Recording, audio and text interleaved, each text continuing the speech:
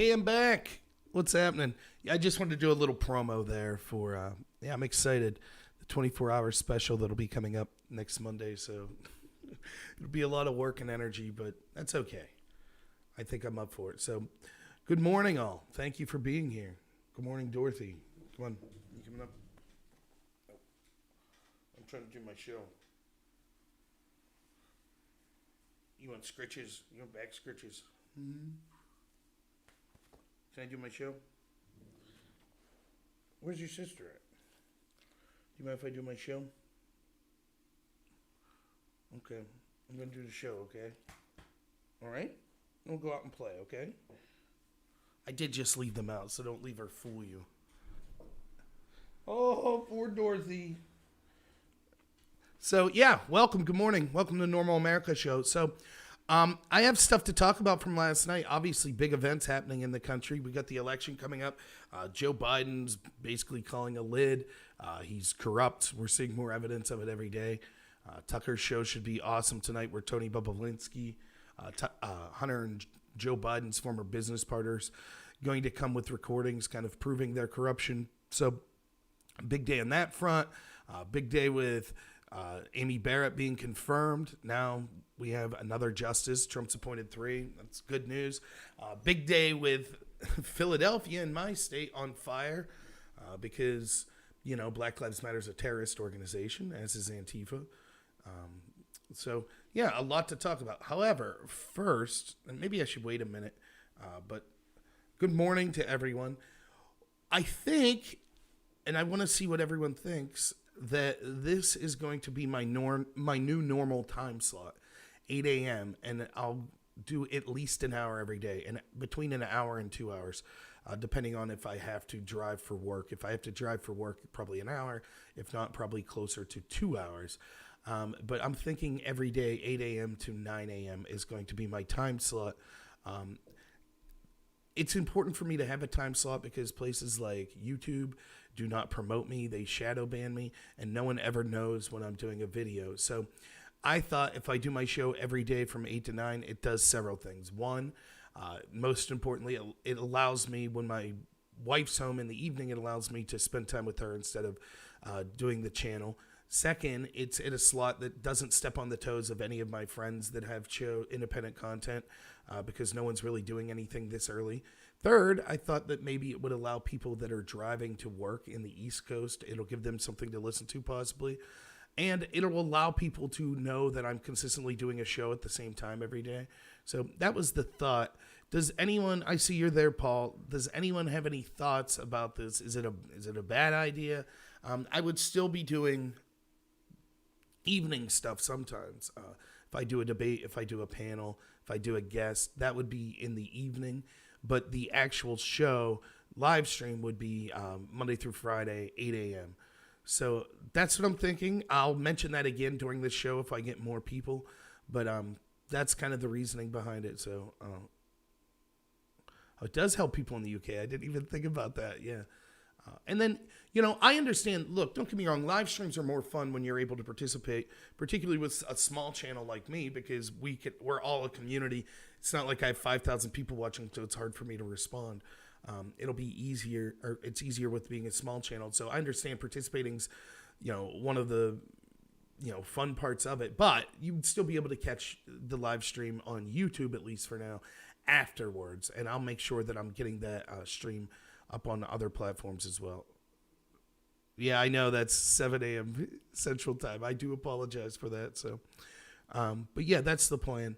So I will mention that again going forward. The other thing to note is I do believe this Friday I have a debate. I think it's with Pisco, who was the person who debated me on the Russia collusion. And we're going to be debating Joe and Hunter Biden, and particularly the Ukraine. So we'll be debating whether or not that proves Joe Biden is corrupt, and that it proves that it would be disqualifying to elect Joe Biden because of that corruption. So that's the plan. That's the schedule coming up. And again, I will ask about that 8 a.m. time slot as we go on later in the show if we get new viewers coming in. But let's get to the good stuff that everyone wants, which is the news of the evening and the actual show. So easily the biggest news of last night was Amy Barrett being confirmed to the Supreme Court, and I think that's an amazing thing. One of the things that I think is worth talking about is I find it incredible to this day. Now, listen, you've heard me complain a lot about Republicans. I now continue to complain a lot about Republicans. You've heard me say that I think that I would never want to see it, even though I'm a Republican, just be one party rule. So I understand we need multiple, at least two vibrant parties, if not more. You've heard me say all of that. You've heard me criticize establishment Republicans, such as your McCains, your Jeff Flakes, your Mitt Romneys, as basically being part and parcel with your Hillary Clintons, your Chuck Schumers, your Nancy Pelosi's. So don't get twisted what I'm about to say. But I think it's funny that the ideology of conservatives and the Republican Party, when it comes to the Supreme Court, is we just want a court that is supposed to do the job that was outlined in the Constitution, which is to interpret the Constitution and rule on cases that were passed, laws that were passed, or orders that were passed by the executive or legislative branch. That's what we want. The other side wants the left, the radical left, the establishment left. What they want are activist courts.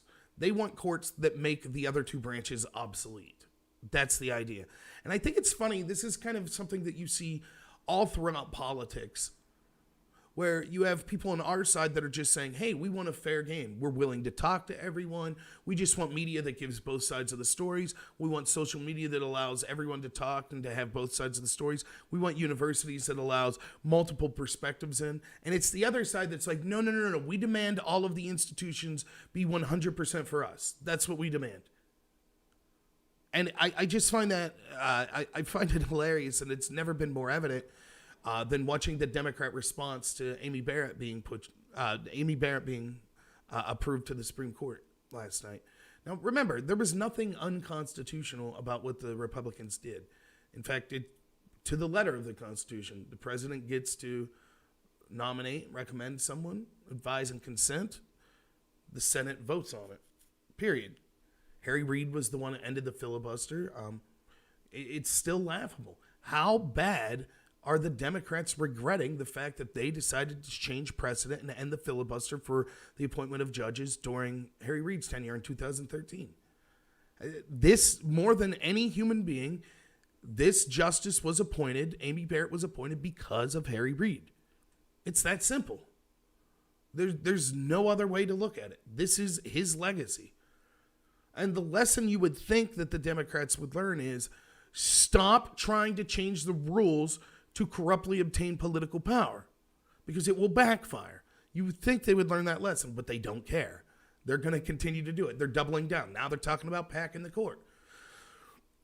So it's just an absurdity. And, you know, I just find it funny that because the Democrats control all of the institutions that control the narrative in this country, which you hear me talk about ad nauseum, the mainstream media, Silicon Valley, the entertainment industry, academia, because they control all of those and they control the narrative. Heck, they control this narrative so much that they're actively censoring stories of Joe Biden's corruption a week out from the election. That's how much they control the narrative. Because they control the narrative, they oftentimes tell people the exact opposite of the truth. So the argument they're making is, oh, this is corrupt and it's, you know, the Republicans stealing the court. Oh, it's them using an activist court. And they've even gone so far as to say, we have to pack the court to end the politicization of the court. I mean, it's literally the exact opposite of the truth. I mean, take a decision like Roe v. Wade. There is no constitutional basis for abortion. Abortions existed at the time of the writing of the Constitution. If the Founding Fathers meant for any of the amendments to include considerations for abortion, they would have expressly put it. There is no way that your right to privacy, which, by the way, has been shredded by the exact same people, a lot of people in Washington, but including those that say that your right to privacy means you could have an abortion. Those same Democrats voted for the Patriot Act or continue to support it, which shreds your right to privacy. So the right to privacy as it was intended, that your private life and your personal effects and papers, in other words, your mail, which would be your social media, your technological presence, your, phone calls, emails, regular mail, things like that, that could all be violated at a whim. Ask Carter Page. The Democrats don't have a problem with that. So what the amendment was actually intended for, no problem, get rid of it. They want to destroy the Constitution in any other way. But then they say, oh, but nebulously, the Fourth Amendment means that you have a right to abortion. It's garbage.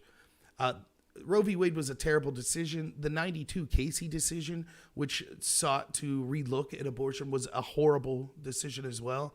It was just basically 15 pages of the court citing what they call stare decisis. Stare decisis is basically a Latin term that means that you should follow precedent. So the 92 court didn't have a reason to rule in favor of abortion. It was just like, yeah, we're going to agree with the Roe court in 76. It's a terrible decision. The way to go about this is to pass an abortion or to pass an amendment. That's the way to go about it. The Constitution is very clear. It should be up without an amendment. It should be up to each state. And look, there are a lot of states that would allow abortions. There are. But it shouldn't be something that's ruled on by the Supreme Court. It has nothing to do with the powers granted to the federal government. There is no right to an abortion. It's not in the Constitution. If you want to put it in the Constitution, pass an amendment. Otherwise, it's up to the states. Many of the states would allow some form of abortion. And the problem is, regardless of your feelings on abortion, these sort of process things matter to the court, because as soon as you allow the court to be activist and them to make decisions because you feel it's an important issue to you, well, now you get what we get. That the courts are no longer, at least the way the Democrats see them, they're no longer about interpreting the law. They're about creating the law. And that's fundamentally destructive to what the Constitution outlined. But you can see it, right? Like last night, you could see what happened. Schumer says it's the darkest day in the history of the Senate. Why? Keep in mind, there used to be, right? Like we had the Dred Scott case and things like that. I mean, there used to be things, slavery approved in the Senate. No, that's not the darkest. The Senate doing their constitutional duty to put forth a Supreme Court justice. That's the darkest day. What? And what this is an admission. We have to control. I've said this before. Their ideas are so horrible that they need to have 100% total control of institutions. That's why they need Twitter and Facebook to censor stories that are critical of them. That's why academia tries to censor and mobs people that are conservatives. That's what's going on. It's the same thing here. Oh my gosh, there's a body that we won't control. It's what you saw after the 2016 election. It's not fair. Hillary Clinton she was born to be president. That was supposed to be her coronation. It's not fair, damn it. How dare American people not agree and not allow Hillary Clinton to just be queen of this country? How dare they? That's not right. We're going to throw a tantrum for 4 years. We're going to impeach the president over investigating our crimes. We're going to spy on the president. We're going to do everything we can, accuse him of being a Russian spy. We're going to have our mainstream media attack him for things like eating 2 scoops of ice cream over and over and over and over again. Why? Because these damn Americans didn't allow our coronation of Hillary Clinton. That's not fair. We're entitled to total power. Amy Barrett appointed? That's not fair.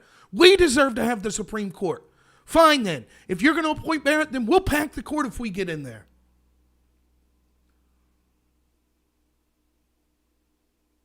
Could the court rule that packing the court is unconstitutional? It could, but the problem with that is the liberal justices have shown that they're merely political tools. So and including John Roberts, so those 4 would vote to allow, no doubt.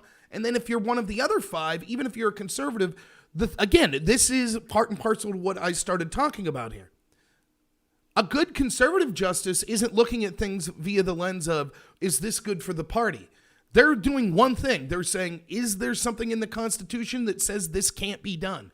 I don't know what in the Constitution you could cite to say you're not allowed to pack the court. There doesn't seem to be anything in there that says that you don't. It was just assumed, I think, by the Founding Fathers that would be so egregious that it would never happen. So I don't know. Just because it would be devastating for the country and devastating for conservatives and anyone who's not an establishment Democrat, that's not how these justices will rule. And I talk about this all the time. It's not just in a political perspective as far as the people that are politicians or justices or judges and things like that. It's the same thing, right, with us as individuals. So, for example, when I debate someone, my biggest strength is my biggest weakness as well, that I'm authentic and I'm genuine. So, for example, Black Lives Matter and Antifa that have been rioting since the George Floyd thing, right? I remember discussing this way back then, right after the Floyd situation, and we could see, Minneapolis, them lighting police barracks on fire, all of the riots, all of the destruction, the people that we saw dying as a result of the riots, and I was condemning them. And then you could see in that in that debate I had with the gentleman Destiny, where I actually got him to admit, yeah, people like de Blasio were allowing the riots to occur because they thought that it hurt Donald Trump. In that context of all the bloodshed, the riots, the violence, the burning down of inner city black communities, in that context and all of that, when I'm discussing it, 95% of the people on the left I'm discussing this with, and I don't mean this to mean 95% of people on the left, I'm just talking about the ones I was discussing it with, would say, I don't see any violence, I don't see it's a big deal. What about Donald Trump walking over to that church? Remember that? Remember when Trump took that photo up at the church? He held the Bible upside down? That wasn't true. Another lie by the media that was eaten up. But Trump didn't hold the Bible upside down. But you remember that? You remember that, Rom? Oh, you remember how the police acted poorly there? And they fired gas at the crowd? What do you think about that, Rob? Now, in that context, you could see the difference between someone who's conservative-minded and wants to have a fair conversation about what's going on, and someone who's left-wing-minded and doesn't care.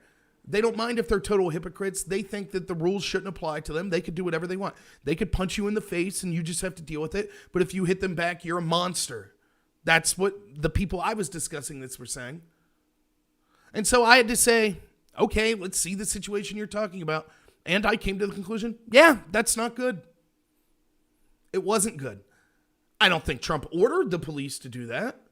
But yeah, there was a situation where people seemed to be peacefully protesting. Now, in full context, that same gathering the night before was not peacefully protesting. It lit that church on fire and committed all sorts of violent crimes of property destruction. And if this occurred during the Obama administration, not only would the police and the Secret Service took care of these protesters to allow Obama to walk wherever he wanted, it would have been celebrated by the very people on the left that were flipping out about Trump. But yes, as someone who cares about civil liberties, I thought it was ridiculous what some of those cops did. In proportion, it's a drop in the bucket compared to the incredible violence and everything that we saw occurring with the riots. But yes, as someone who's being genuine and authentic, I'm not happy about that situation. They know, the people on the left know, that if you actually have principles and you're not a hypocrite, that's a disadvantage for you when it comes to, argumentation, when it comes to sharing beliefs, because they're not encumbered by that. They don't care, right? They'll look at you and be like, yeah, looting's fine. It's a form of reparations. Violence? What violence? Quid pro quos are bad. Oh, what about when Joe Biden and Obama did it? Quid pro quo is good. Even the person that I debated on the Russia collusion thing, you go back and watch that debate. He starts off talking about the founding fathers say foreign interference is one of the most important things to, get on top of. And we need to investigate all foreign interference. And I'm like, so every example of foreign interference needs to be investigated? Absolutely. We need to investigate it all. Well, how about Hillary Clinton's team paying a foreign spy that then got a Russian spy to give disinformation about Trump that was then used by the FBI in a non-verified way to spy on Trump's campaign? Should that be investigated? That's different. That whole debate, they're trying to get me to admit, there was Russian interference, right? I'm like, yeah, there was, because they know that I have to be honest. They're not encumbered by that. Their ideology, and this has to do with postmodernism that's been embraced by the left. Postmodernism as a philosophy doesn't believe there's a such thing as truth. They believe that every conversation is just a power struggle. And as such, they're able to then, they don't care if they're lying to you. There is no such thing as the truth, so they're not lying to you.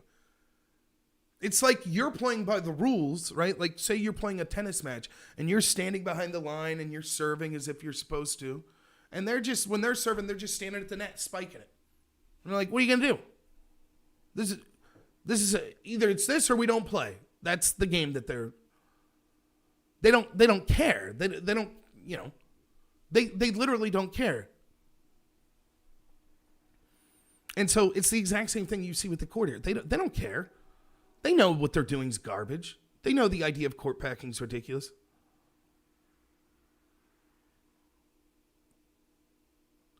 I sound triggered. And this, and that's another thing. Thank you, Darknet Hitman, for being here. I love this idea that the left tries to co-op some of the, not everyone on the left. I have great friends on the left, but there's some of the whiniest people. I mean, for God's sakes, they literally changed the dictionary to say that sexual preference is an offensive term. Of course, then like a week later, Joe Biden said the preference of children to choose their gender. That wasn't offensive somehow. Mazie Arona yet to have a comment on that one. But these people are so sensitive that I can't believe you just said sexual preference. But when you point out in a calm way, or even, I'm not always so calm, they say you're triggered when you point out their absurdity. I'm not triggered at all. I thoroughly enjoy pointing out the hypocrisy of the left. I thoroughly enjoy crushing you because you don't have any facts. So that's not triggered. That'd be like saying, oh, Usain Bolt, did you see how much he won that race by? He must have been triggered to win the race by that much. No, me mocking you or me pointing out the shortcomings of the left. Hey, thanks, Paul. Really appreciate the donation. Yeah, I know. I will get the flag up here soon. I've been cleaning the room, so the U.S. flag will be up here soon. But yeah, me pointing that out, not being triggered, it's just nonsense. Yeah, we did win. We won as far as that nomination goes. So, yeah, it's a huge victory. It definitely is. Well, look, let me, again, in the interest of fairness, talk about Merrick Garland for a second. I actually was opposed to what the Republicans did. I understood the justification for it. The Republicans said it's okay if we do it this time because they are seeking to build the court to do the opposite of what the Constitution intended. But that didn't justify it, as far as I was concerned. Now, it was different. And I understand that the Democrats would have done the same and more. The argument that Mitch McConnell and them made was because the Constitution outlaws that there are two branches or there are two governmental entities involved in the nomination of a Supreme Court. There is the president who nominates and advises and consents. And then there's the Senate that ultimately votes on the confirmation. If those two bodies are different parties, then we should wait until an election so that the people have the right to get their point across, or to get their opinion in on who the justice should be. That is not saying that if the president and the Senate were voted by the people to be the same party, that's the argument that McConnell and them are making. Look, the people did decide.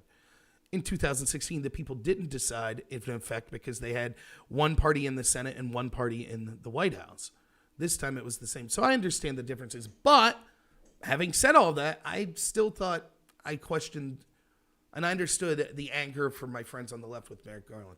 However, all that pales in comparison to what we see from the left. And again, that's the problem that I have to be honest and I have to be principled.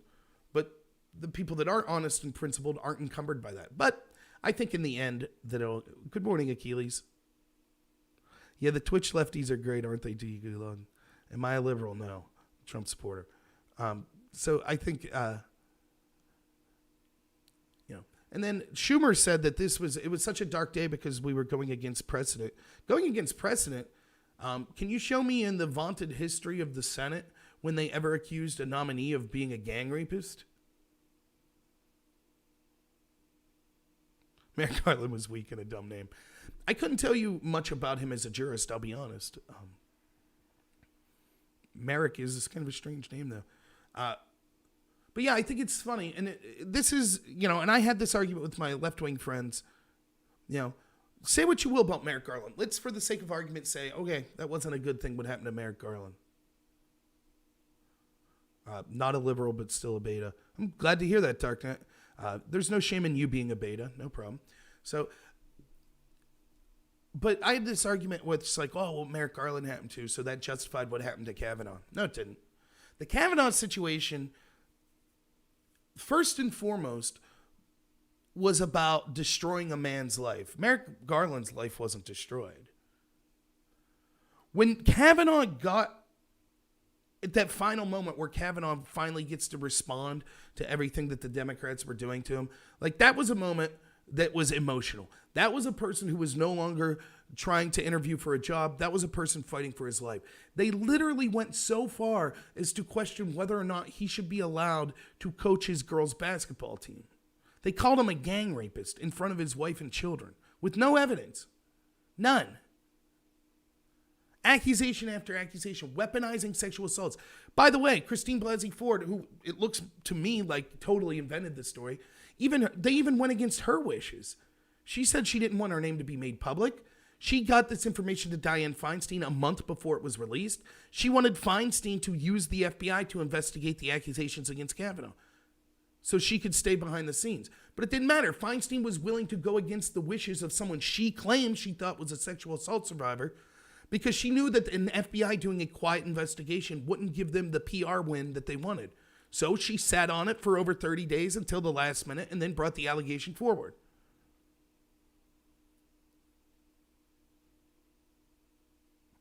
Yeah, Twitter and Twitch are losing it.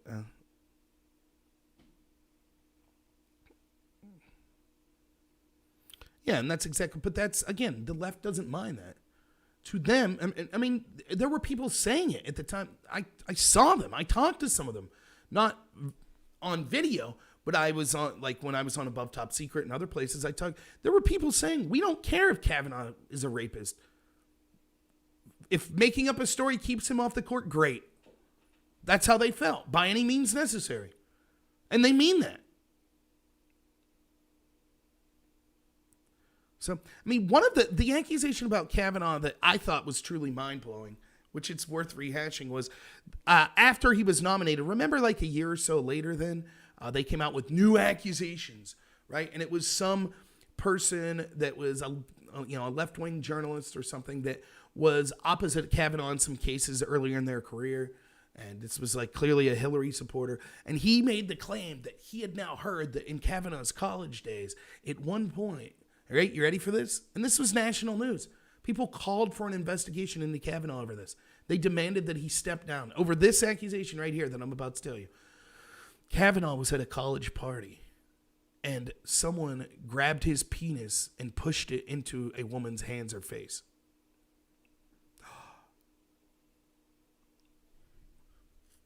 That story, now this is going to blow your mind. You ready? You want to know what that story, if that story was true, you want to know what it's evidence of? Brett Kavanaugh being sexually assaulted. That's what it's evidence of. Someone without his permission grabbed his genitals and then forced him into another person without his permission. That's sexual assault of Brett Kavanaugh. And yet somehow that story was supposed to be evidence that Brett Kavanaugh was a monster and should have been taken off the court. Just switch it around. Let's assume that you're in college and there's a nude woman. That would be liberating, right? Oh, a woman being proud of her body. That's liberating. That's what people would say. I see it all the time on campuses where women are going nude for abortion rights or for feminism or blah, blah, blah. It's liberating. So if there was a woman who was nude, like in a college campus, let's say like Kamala Harris, and I'm not saying this to be disgusting or anything like that. I'm not making any jokes. But if she was nude and you found out that someone grabbed her breast or shoved her genitals into a person, do you think they'd be like, oh, Kamala Harris is a monster? Of course not. They would say, that's terrible. Someone without her permission was touching her in a sexualized manner. Horrible. And they'd be right. But it was different with Kavanaugh for some reason. And the nonsense with the Me Too movement goes on and on. And again, I've always wanted to write a book called From Covington to Kavanaugh. Those two issues were when I thought that I was a Republican anyways. I rarely voted Democrat, but at least in some local elections, I was willing to hear out Democrats and understand, like, just real quick.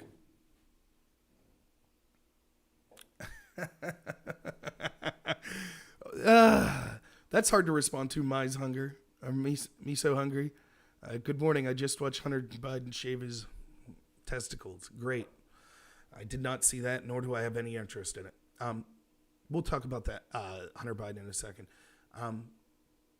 Now I lost my train of thought. That's a statement that'll get you to lose your train of thought. But the situation was they were literally trying to fundamentally change the core principles of the legal system of the United States, which is innocent until proven guilty. Now it's, no, you're guilty until proven innocent. But only if you disagree with the Democrats. If you're a Democrat, well, then you're innocent no matter what. Remember, to this day, Kamala Harris has not retracted the fact that she believed that the 4+ women that came out and said that Joe Biden inappropriately sexually touched them, she said she believed them in February. She believed those women. And now she's the VP candidate for someone she thinks is a serial sexual assaulter. Not that Republicans think, right? Understand there's a difference. Mike Pence has never came out and said, I believe Donald Trump's a sexual assaulter. He doesn't believe that. Kamala Harris does believe that Joe Biden's a serial sexual assaulter. That's in her words. She believes it. What happened? There's only one of two explanations. One? Well, there's three explanations. The first is she doesn't care because she's so interested in power. She's willing to work for someone that's a serial sexual assaulter. That would make you amongst the crummiest people alive. Second, she now doesn't believe those women. What about #MeToo? What changed? What evidence came to light all of a sudden, Kamala, that changed your mind? Or third, she was lying from the get-go. And it was just about scoring political points. Just like when she said Joe Biden was a racist because he was against busing. It's nonsense. And we don't have anyone in the national press that's willing to be like, Ms. Harris, what's the deal? You no longer believe those women? Would you like to disparage them on national television now and say that they're liars? Where's Kamala Harris, right? Where's Cory Booker? Remember, during the Kavanaugh saga, they kept saying the truth wasn't important. It was her truth. Did you get that? That's postmodernism in action. There is no such thing as truth. There's just Christine Blasey Ford's truth. And we heard from the left, it didn't matter if Kavanaugh did it or not. He still needs to treat her with respect. His reaction to being accused of rape was the real problem. You get that? So if someone tries to ruin your life and make something heinous up about you, you better treat them with respect. And to Christine Blasey Ford, it didn't matter if it actually happened or not. She felt that it happened. So that was the important thing. And that's why Kavanaugh was disqualified. Now all of a sudden it's different with the women that accused Joe Biden, right? It's different. It was different with the woman who accused Keith Ellison, who's a Democrat. That was different. Isn't that weird how that works? It was different than the women that accused Bill Clinton. That's different. Their feelings don't matter. Oh, no. Me too. Doesn't matter then.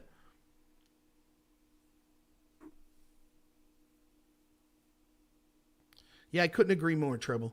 Biden is an empty suit. I say it often. It's the ultimate ticket for the Democrats because you have the truth is the Democratic Party, again, the establishment Republican Party, when it comes to people like your Romneys, your McCains, your Jeff Flakes, they're just as bad, right? But Donald Trump at least is a potential outsider that's tried to change that. The Democratic Party, though, the truth is they're blatantly telling you, we don't care who's in charge of it. People behind the scenes run it. The deep state runs it. People in the intel community, like your leaders of the FBI, like Comey, Clapper, Brennan, those type of people run it.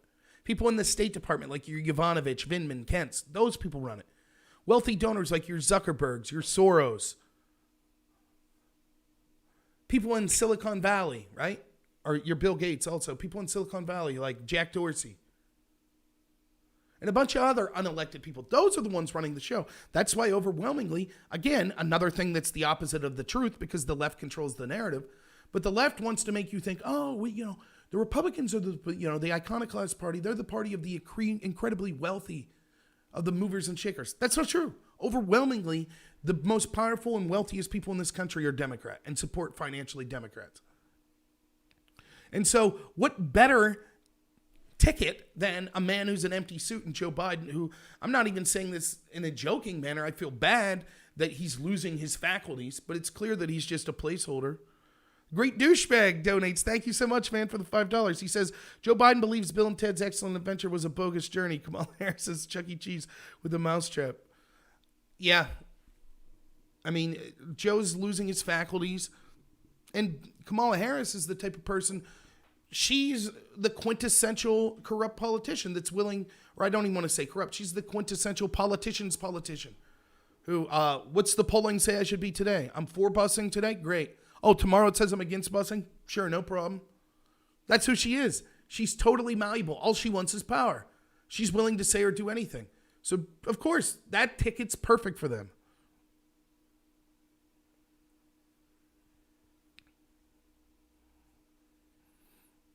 So, all right. So enough about the court. So yeah, congratulations to Amy Barrett. I think it'll be good. I hope that she's a good jurist and not in the vein of John Roberts, who's horrible. By the way, the Democrats complain all the time that, Republicans have appointed more justices than Democrats recently, which is true, but that's just the way it went. It wasn't anything corrupt. But the counter to that is, name me one Democrat person that's been appointed by the Democrats that routinely votes as a conservative. It happens all the time with conservatives. Look at Roberts, the Chief Justice, appointed by Bush. He's basically a liberal justice. No, you Clarion, I'm not buying viewers anywhere. I remember who appointed Roberts. That's exactly right. Because, again, it's not that Bush is a leftist. It's not a left-right thing. It's not a Republican-Democrat thing. It's an establishment versus non-establishment thing. George Bush was establishment. So is the Democratic Party.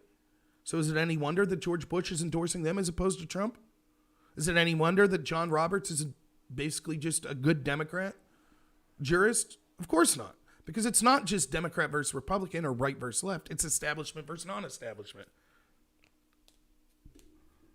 Oh, yeah, well, Treble, that's true. There is truth to the fact that economically George Bush was kind of a socialist. But look, there are no fiscal conservatives. Even Trump hasn't been a good fiscal conservative. So, anyways, let's move on to Philly. Let's do Biden first. So I just want to say this real quick. Tonight should be a good Tucker Carlson. Tony Bobulinski, who was the business partner of Hunter Biden, he's the one who had the press conference, who has at least 3 phones that he's handed over to the Senate and to the FBI that kind of show, at the very least, that Joe Biden lied about saying that he did not know or ever have a conversation with his son about business arrangements. I just did an 8-hour special on this the other day, so I'm not going to spend a lot of time on it. But remember, I just want to make it clear again, I don't really care about the sexual escapades of Hunter Biden. I don't care at all. I'm assuming he did some illegal things. I don't care that he smoked crack. I don't care that he bought hookers. If they're underage, I care in the sense that that's horrible, and I hope that he's punished for it. But I don't know that that's necessarily a reflection on Joe Biden unless they were helping cover it up. That's the story to me. Thank you. Thank you, Great Douchebag. Again, says, Rob, do you believe Robert Mercer is fighting against the globalists? Everything that I've seen about him would say that he is. I'm not sure. It would have to be something that I'd look into more, to be honest. Yeah, and I'll talk about this time slot in a second, Brady. But so I don't care that Hunter Biden's a crappy person. For example, if Donald Trump had a son, if one of his children were just totally into drugs and were hooking up with hookers and stuff, I don't think that's a reflection on Trump, unless Trump's using his office to benefit his son. That's the story to me, what Joe Biden's doing. So remember, at the very least, we know this. It was an incredibly naive position to assume that Joe Biden, who in part was the point man for investigating corruption in the Ukraine and in China, in the Obama administration, was unaware that his son was engaged in getting billions of dollars from some of the very same corrupt people that Joe Biden was supposedly going after, and that Joe Biden never had a conversation with his son about his business arrangements. Does that make any sense to you? Do any of you? I mean, we all have fathers at some point. Hopefully all of your fathers are still in your life. If not, they were at one point. You're bringing home millions of dollars and your dad's not going to be like, where'd you get that money from? It just never came up? Nonsense. And now we see an actual credible witness that says, yeah, that's clearly garbage. There's so much focus on whether or not Biden was the big guy. In other words, he was the person who was personally getting money, as is evidenced by these emails. That part of the story, which is probably true, but it's not necessary to prove that to show incredible corruption of Joe Biden. Again, I proved last September 2019 that Biden issued a quid pro quo to force the firing of a prosecutor that was looking into his son's company. That alone is disqualifying and reason for not allowing him to be president and reason for a criminal investigation into him. And I believe the Democrats know that's true as well. Why? Because they impeached Trump over an alleged quid pro quo. Yet they said nothing about Biden's admitted quid pro quo. And all of these emails are coming to further buttress what we should have known if we had a corrupt or if we had a credible journalist system, that Biden was engaged in this corruption, and it was evidenced at least in September of 2019, if not earlier, and that Trump was impeached for wanting to investigate those crimes. Of course Biden used Hunter to make money, of course. Does it matter if it personally... I mean, think about it this way. Let's say my dad's involved in some sort of corruption and I'm his bag man. Even if my dad never personally gets money from the corrupt people I'm dealing with, it still benefits him for me to become incredibly wealthy because I'm his son.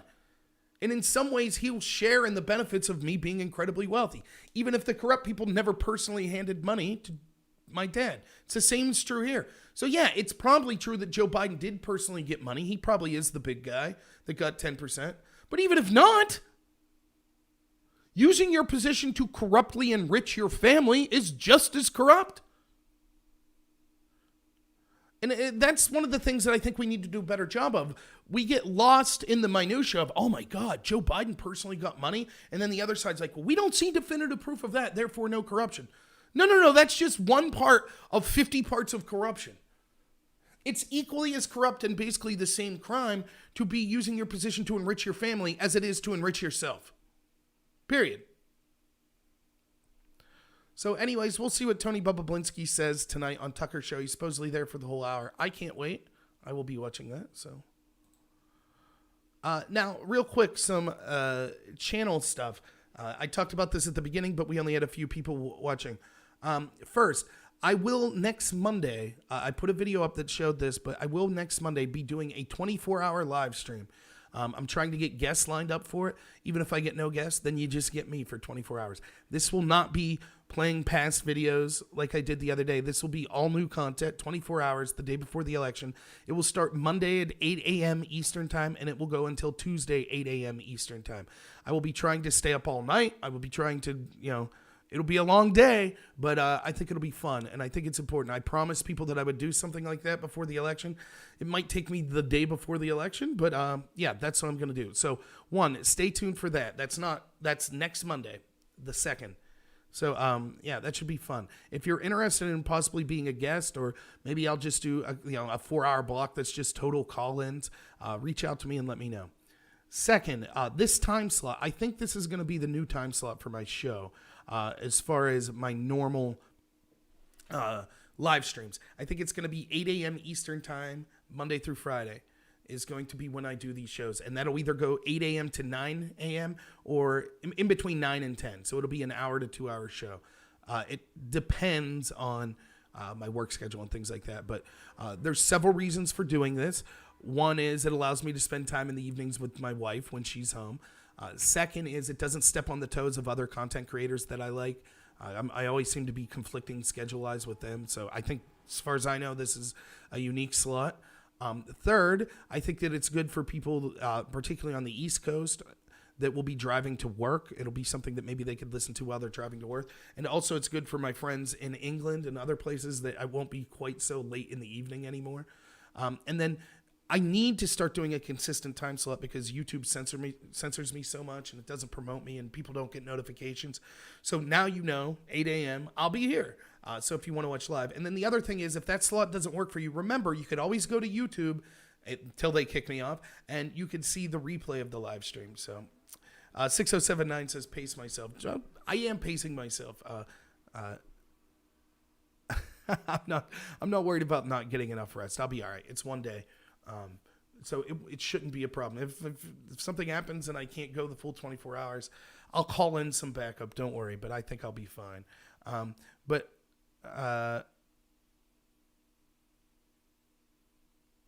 Oh, yeah, one YouTubes. I agree with you. It's globalist versus nationalist. I totally agree.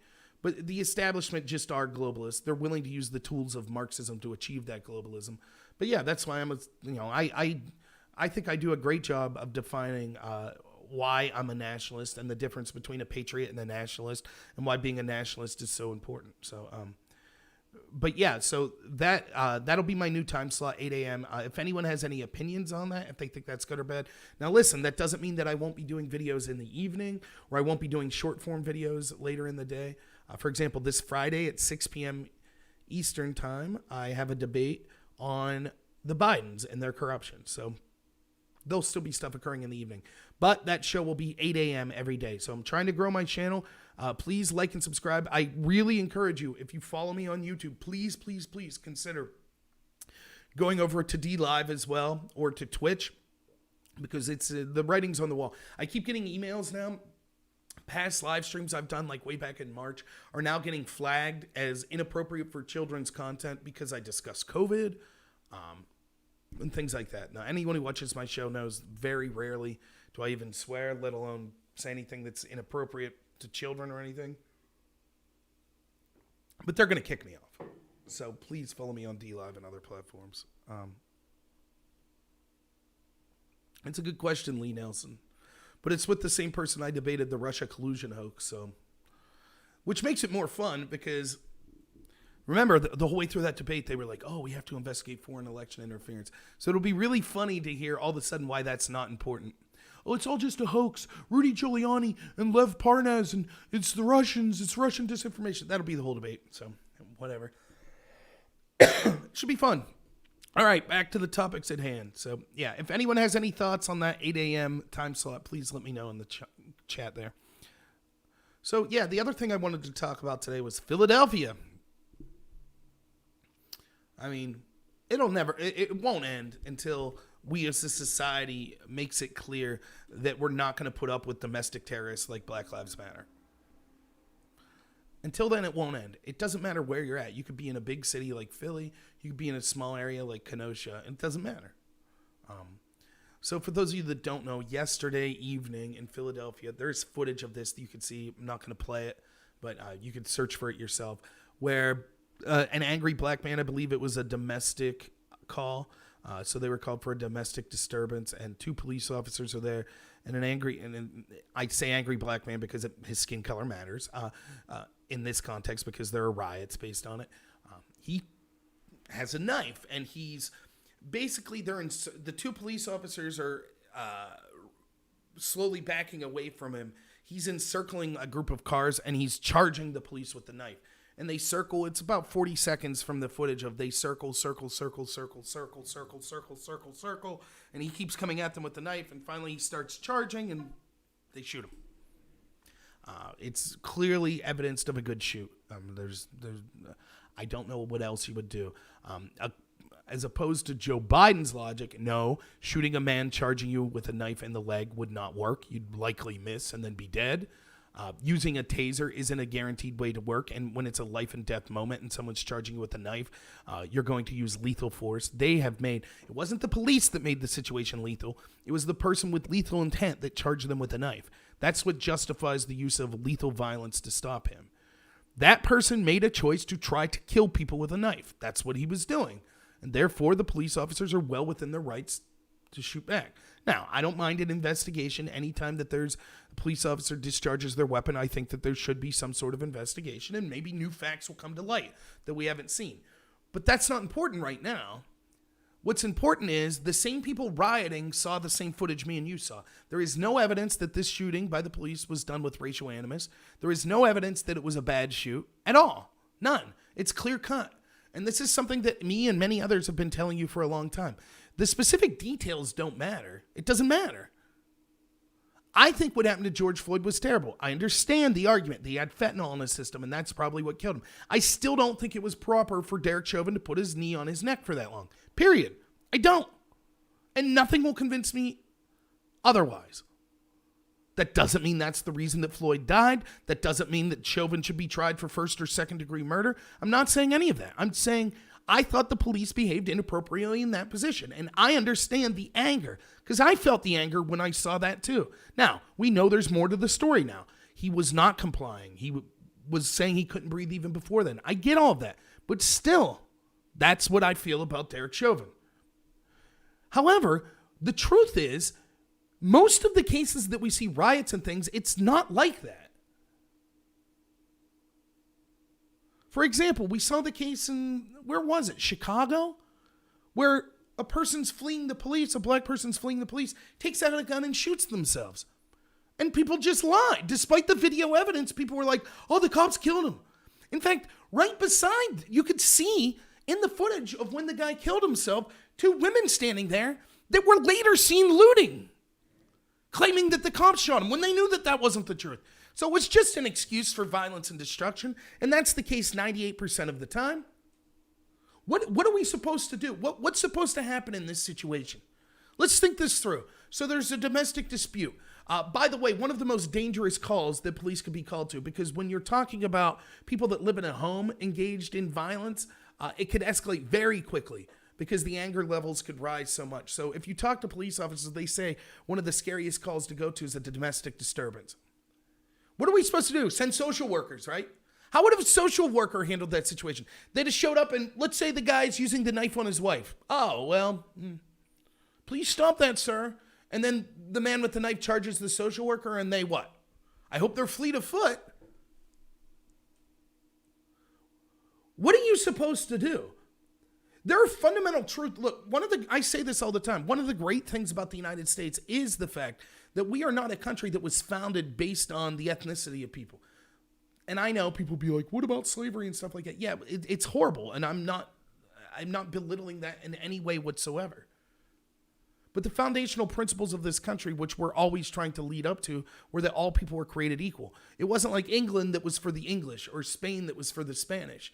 It was a mix of people that came, right? But if we're going to have diverse people in that sense, which is fine, which is a good thing, we have to come together as a collective on something. And so if it's not genetics, which I agree, it shouldn't be genetics. I think that's a great thing. It has to be an ideal. It has to be goals. It has to be an identity. And therefore, we have to be able to agree on certain things. One of the things that we need to agree on to have a cohesive society is if criminals are trying to murder people and murder the police, it is okay for the police to respond with violence. That's it. If we no longer have that situation, if there are substantial numbers of people in this country that think, no, a knife-wielding maniac should be allowed to charge and kill the police shouldn't be allowed to defend themselves using firearms. How can we have a country? If we have a country that thinks, no, it's okay for people to riot and loot, that's fine. During a pandemic, while they're telling you you can't go to work. Do we think last night was a super spreader event? Are we going to hear the media? Is Cuomo going to be out there talking about it?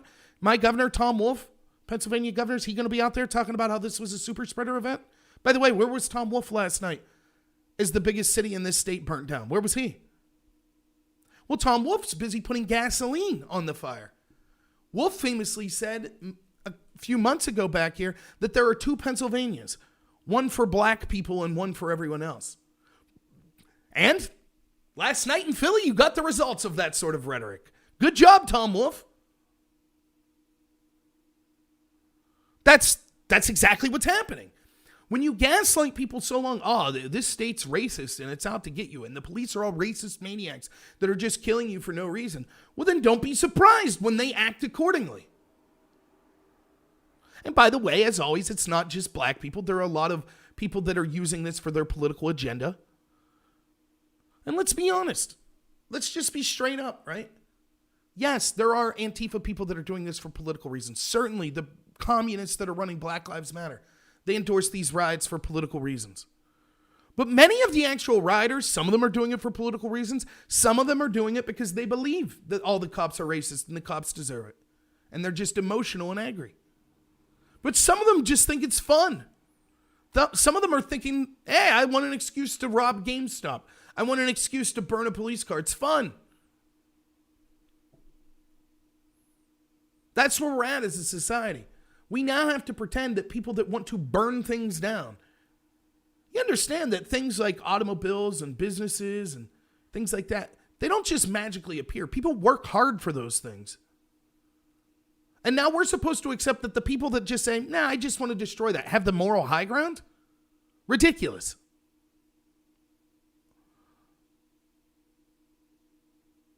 Oh, please. It's not that people, don't sell yourself short, 6079.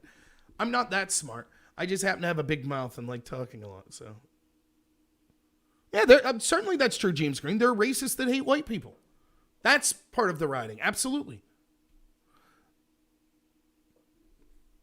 Remember, we have an FBI director that says, I guess that was the Proud Boys last night, or the Poor Boys, depending on if it's Joe Biden or someone else on the left criticizing. Is that who it was? That's just an idea. Last night, that rioting you saw last night, that's just an idea. The real problem is the white supremacists. That's what really was going on in Philly last night. It must have been white supremacists that infiltrated, and they're the ones that were setting buildings on fire. The most heinous thing I saw was a truck ran into police that were in a line blocking traffic.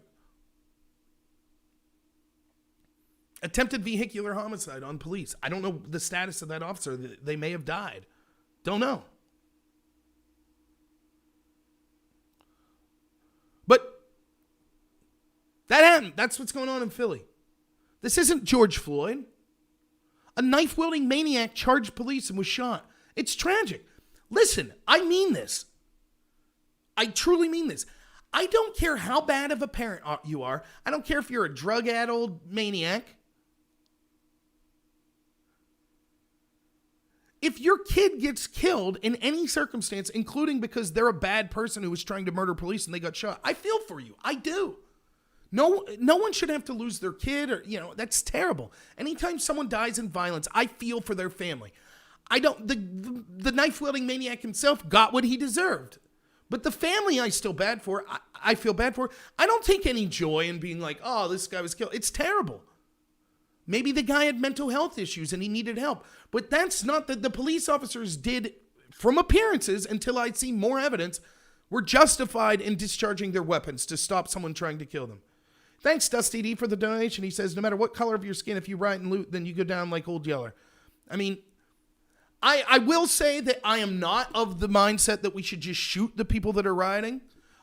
There are certain times when people, for example, if you're throwing firebombs at individuals, then those individuals, including the police, should be allowed to respond with lethal force. Anytime you're engaged in a situation where your intent is to use lethal force against other people, the police are justified in responding with lethal force. Now, if you're vandalizing a building or looting a GameStop, I don't want the cops to shoot you on sight. However, throw them in jail for 20 years.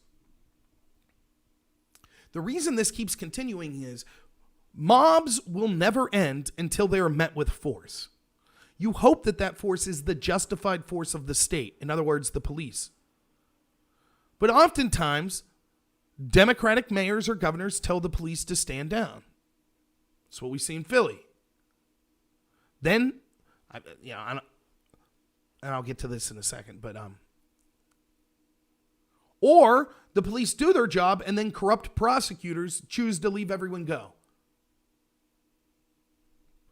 So it's not going to end. There aren't consequences. I told this story many times. I'll repeat it though, for those of you who maybe haven't heard it.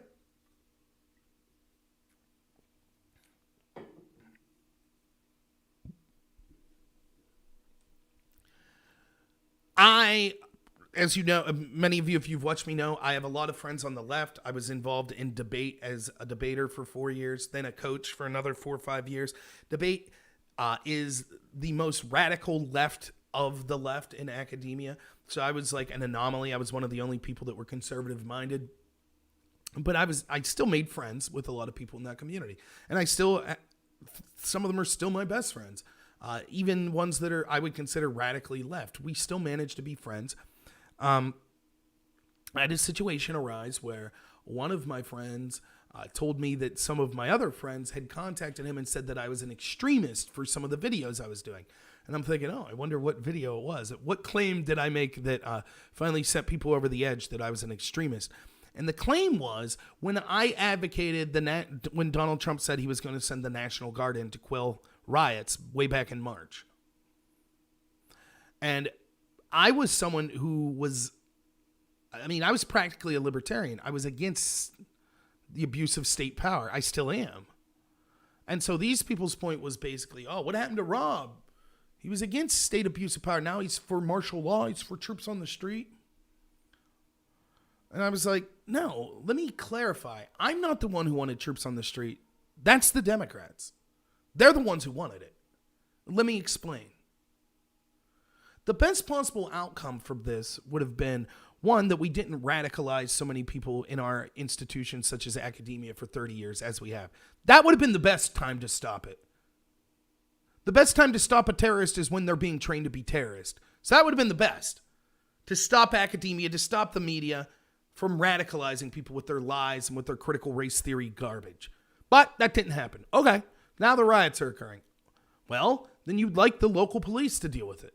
But we saw in places like New York, though this happened all over the place, I'll use New York as the example, de Blasio pulled the police back, let the rioters run roughshod.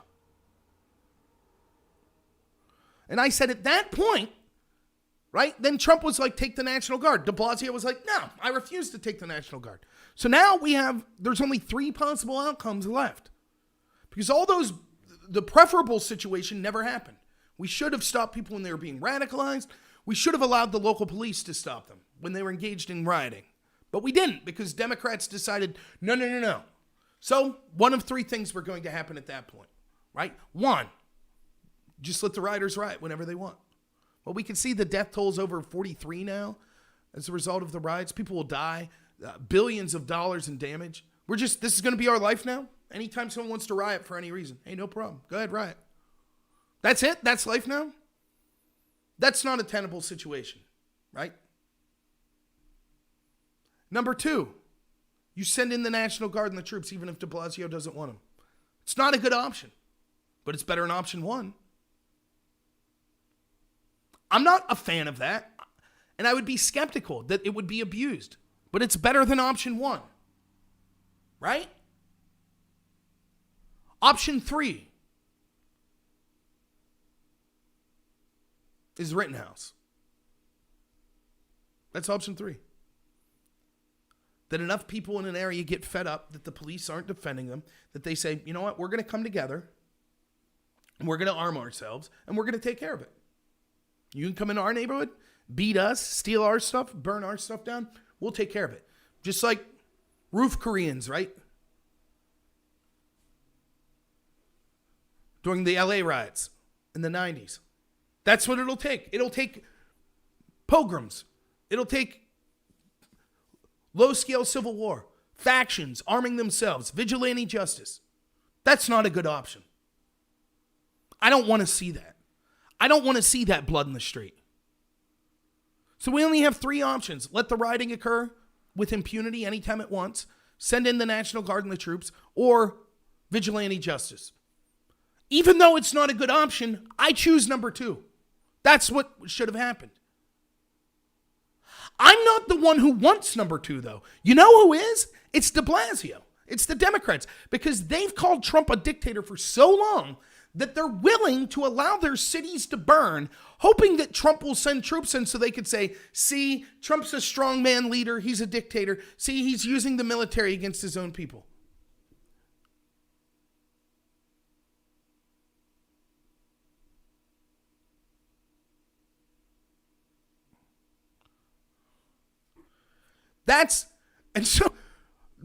I'm shocked. So you think I'm radical for... I'm open. Can someone give me another option? How is this going to stop? Is there a way to stop rioters and the momentum for rioting we see without any violence? Can anyone see a way? Reward them? Start giving them money? They'll just riot more. Just allow the riots to go. I mean, there's no answer that's not difficult. I simply choose, even if you disagree with me, you're going to say that I'm somehow morally suspect now for making what I think is the obvious moral decision. That's right, 6079. Then they demand U.S. money to rebuild, and make no mistake about it. This is in pattern with the Democrats.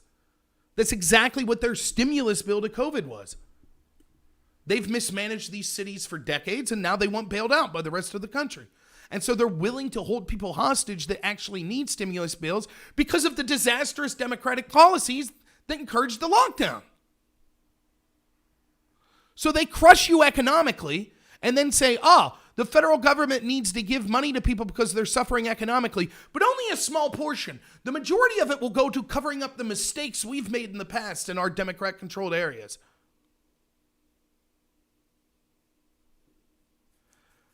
I don't disagree, Michelle, but look what happened to the McClowskys in St. Louis. Look what happened to Rittenhouse. And again, here we are again, defending the police. The irony is, of course, we defend the police and the police target us. I know it's not their choice. They're just following orders. But regardless of their intent or their motivation, that's what's happening. So ask the Jewish community in New York how that's going. The police, when ordered, will put their boot in your neck in a heartbeat. Ask the McClowskys. Ask Kyle Rittenhouse. If you hate the police and attack the police, then the police will leave you alone. If you stand up for the police, they'll crush you. Make sense? Black Lives Matter and the left that talk about institutional racism, they have every institution on their side. But that's not enough. It's still racist. It's still terrible.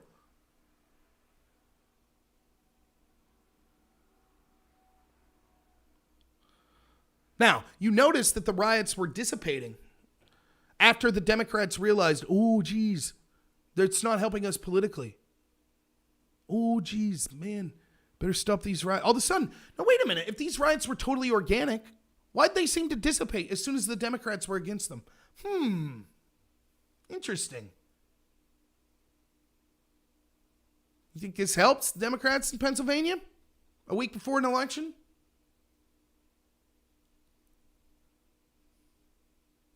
So let's see, what have we learned, my fellow Pennsylvanians, in the past week? A huge part of your economy is through the oil industry, which Joe Biden is committed to ending. And Biden voters are out burning Philadelphia as we speak, while our Democratic governor says absolutely nothing. Tom Wolf said it, though. Tom Wolf merged with Black Lives Matter. He had a photo up. While he was ordering us to not gather in large groups, Tom Wolf himself gathered in a large group to take a photo up next to a person holding a sign that said Blue Lives Murder. Here you go. Here's the particular... Again, I said this for...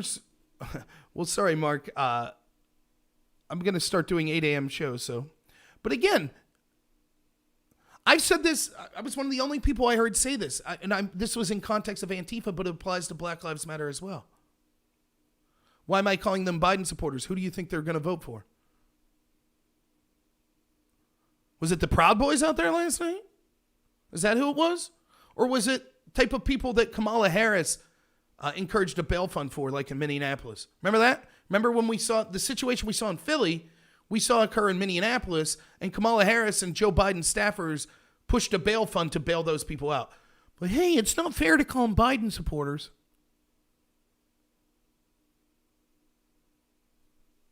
Yeah, I agree with you, Goal of Fire. I'm not for advocating police to shoot people on sight. Now, there is a time and a place, like the man wielding a knife at them, charging them. I have no problem with the police shooting there. You know?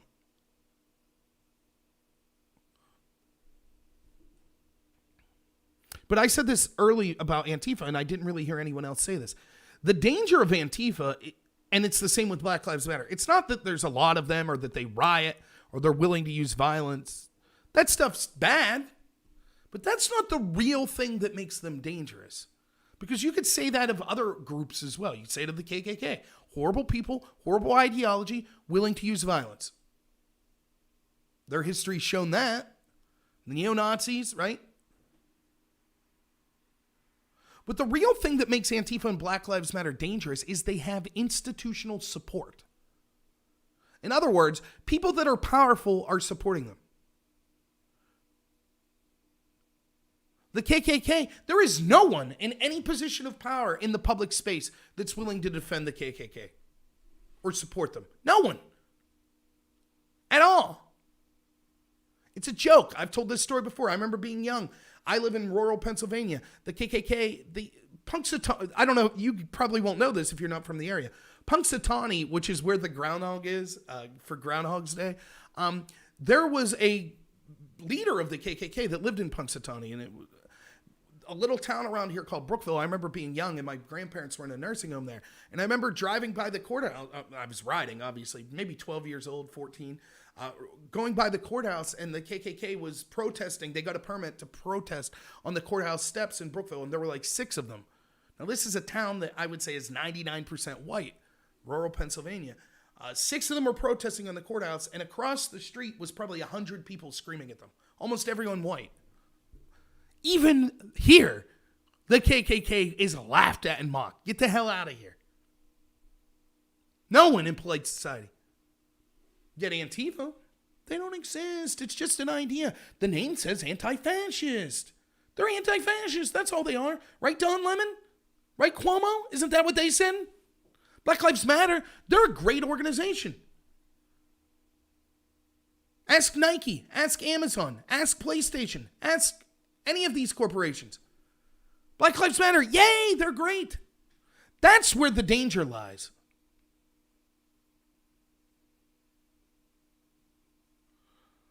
Mark Gaffey says, I can't cite a single piece of evidence that Black Lives Matter itself is a dangerous organization. Sure I can. Last night. I can't cite Antifa. Sure I can. I watched an Antifa person murder Aaron J. Danielson in Portland, and then the Antifa crowd cheer it on. Antifa exists, but it's not centralized in doing mass violence, dude. Neither is white supremacy. We condemn white supremacy. Neither is QAnon. We just had a resolution condemning QAnon in the House of Representatives. Can you show me QAnon? People in the name of QAnon burning down cities? Can you show me that? Any QAnon members shooting up police? Oh, but we can see that with Black Lives Matter. Isn't that convenient? Every time it's a radical group on the left that's killing people or burning down cities, we say, well, it's not centralized and it doesn't represent everyone. But when it's someone on the right or it's someone we consider some sort of white supremacist, that's a centralized group. My God, we have to condemn it. Cite some evidence or shut up. I just did. Hey, Mark, you're on my channel. I could say what I want. I have cited evidence. I did an entire debate about Antifa being a terrorist organization. We have Black Lives Matter and people that support it, that run it at the top, that admit that they're communists, that want to overthrow this country, that want to destroy the systems of white supremacy, which they consider capitalism and the Constitution. That is a terrorist organization that wants to use violence to overthrow the government. We can see that the definition of domestic terrorism is people that are willing to use violence, particularly on civilian populations, to achieve political ends. That is exactly what Black Lives Matter and Antifa does. Does that mean everyone in Black Lives Matter or Antifa is a domestic terrorist? No, but the same could be said of the KKK. You could be in the KKK and just be a hateful monster that's willing to associate with people that are despicable, disgusting, terrible people, but that doesn't mean you're willing to engage in violence with them. However, that won't stop me from saying that the KKK is a horrible, despicable organization, particularly if they have people that are out there mass burning down cities like we see with Black Lives Matter and Antifa. I don't care that Chris Wray, a corrupt person who's leading a corrupt organization that engaged in a coup against the president of the United States, wants to lie and say, I don't see any problem with violence on the left. That is a lie. What's up? Let's be frank. He says, cry more, Mark. Thank you so much for the donation. I really appreciate it.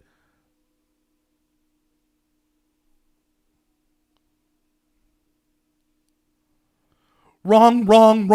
BLM does not. Great argument. That's fantastic. Yes, I know. At what point do we say when, again, so can you point to me the leadership of QAnon, Mark? Can you show me the leadership of it? Who's the leader of QAnon? We just had the House of Representatives condemn QAnon. Who's the leader? Isn't it just an idea? It's just an idea, right? So what are we condemning? There's no centralized leadership. Good. See you, Mark. It's just a waste of time. I understand. Mark, I totally get it.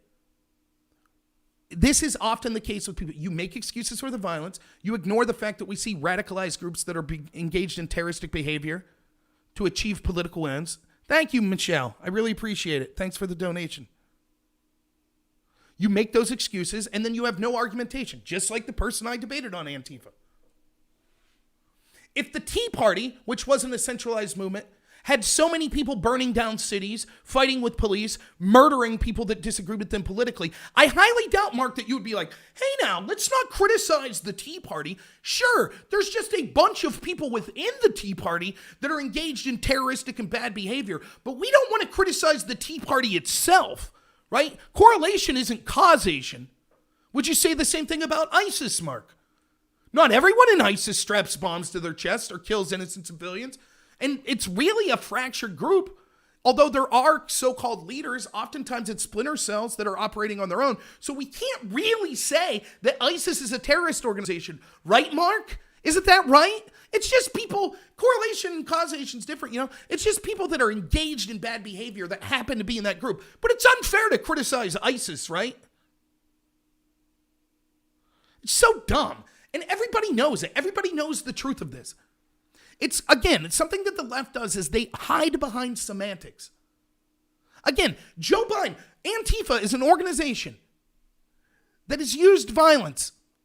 They murdered a Trump supporter. If you had a Trump organization, if the Proud Boys had murdered a Biden supporter in cold blood, like Antifa did, do you think that the media would have been like, oh, no problem. No problem. You know, whatever. Yet Antifa has a member murder a Trump supporter in cold blood. Then, that night, when the Trump supporter was murdered, the people from Antifa that were still there are on bullhorns cheering that that Trump supporter was murdered. Joe Biden's asked to condemn this, and he says it's just an idea. I'm not going to condemn it because it's an idea. White supremacy is just an idea. Trump's asked to condemn it every day. There's no group centralized, the white supremacist organization. It's an idea. You could be in any number of groups and adapt that idea and that ideology. Yet still, we ask people to condemn it. And it should be condemned. Yet Antifa's just an idea. So it's okay if they're murdering people. Oh, Chris Wray and Joe Biden say, we're not going to spend time on that. That's just, I wonder, Mark, would you kindly call up the family of Aaron J. Danielson and let his mother know it's cool. Your son wasn't killed by a terrorist; he was killed by an idea, right? So it's cool, no big deal there, right?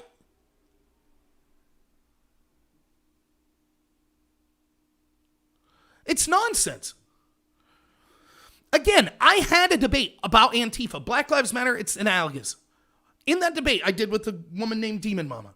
I admitted that her best argument, the way that I will concede that I will not say that everyone who calls themselves Antifa is a terrorist. I will admit that. There are probably a lot of people that are misled that think that it just means anti-fascist, and they're like, yeah, I hate fascists. But they're not out there engaged in violence and things like that. I get that. By the letter of the law in the United States, is Antifa technically a terrorist organization? I'm not a lawyer. I think that they should be qualified as one, but I'm not a lawyer, so I can't tell you exactly what the letter of the law is.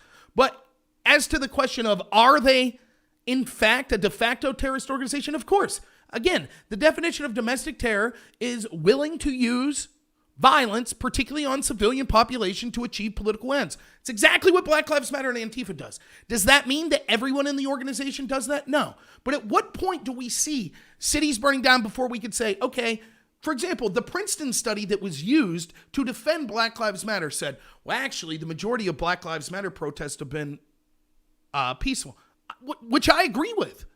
I've never disagreed with that, and I'll cite evidence as to why, or anecdotal evidence. I live in a small town, Clarion. There was a Black Lives Matter protest here. Totally peaceful. I assume that happened all over the country. Small towns. So Princeton says, actually, it's like only 7% that resulted in violence. There's only been 223 locations of violence with Black Lives Matter. That's more than 4 per state. At what point can we say, 200-something locations of violence because of this group? Yeah, that's a problem. Again, if it was the Tea Party and there was one instance of violence, they would have condemned the entire organization. But 223, and we're like, well, you can't blame the organization. Pigs in a blanket, fry them like bacon. Well, that's the guy in Dallas that shot the 5 police officers. Well, that's not the real Black Lives Matter. The real Black Lives Matter. Okay, so on their website, they want to dismantle the structures of the nuclear family. Well, that's not what all Black Lives Matter. They're not centralized. So Black Lives Matter just means whatever I want it to mean in order to win this debate right now. That's all I want it to mean.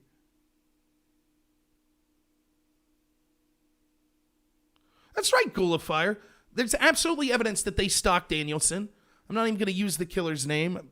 One, because I can't pronounce it. And second, he doesn't deserve any notoriety. Again, in that debate I did with the person that was arguing Antifa is not a terrorist organization, this is how you know they're disingenuous. She looked at that situation where Danielson was murdered and she said, I don't see any evidence that was murder. That looked like it could have been self-defense to me. Something that we could all see with our own eyes. These are the caliber of people. Again, they tell you that cops are Nazis. You're a racist Nazi if you support Trump. The entire point of Black Lives Matter is a hugely small. We have hundreds of thousands of police interactions a day. In 2019, 15 unarmed blacks were killed by the police. 15. Hundreds of thousands of interactions a day. 15. And yet, they say police are systemically racist. Based on the actions of a few ample. And again, that's if we just assume that all 15 examples of unarmed blacks being shot by the police were terrible, horrible actions by police. Not necessarily. I know of at least one of them was a black woman of color who was a police officer who was being choked to death. And she fired to save her life. That person was unarmed. But even if we assume all 15 of those shootings were bad, we have to assume, this speaks to how racist all police are. It's systemic. Yet when we see hundreds of times Black Lives Matter engaged in violence and domestic terrorism, we're told, that's just a few bad apples. Frank, thank you so much. Incredibly generous with the $50 donation. He says, BLM is an anti-American organization that hate this nation. The media is the true terror organization. Absolutely. That's exactly what Black Lives Matter is. That's what the idea of critical race theory is. That's why one of the most understated and important things that Trump did was banning critical race theory teaching from federal institutions. It is just racism by another name. That's all it is. Black Lives Matter and uses critical race theory, which is a theory that judges people based on the color of their skin, in order to justify their communist revolution. That's what they are. By the way, check out Let's Be Frank's channel if you haven't already. He's one of my favorite content providers. And hopefully, Frank, I'll have to talk to you here, but when I do my 24-hour stream, hopefully you'll be able to come on as a guest for an hour or so. I think it'll be a lot of fun. But Frank's been generous enough to have me on his channel, and he's came on and done the radio show with me.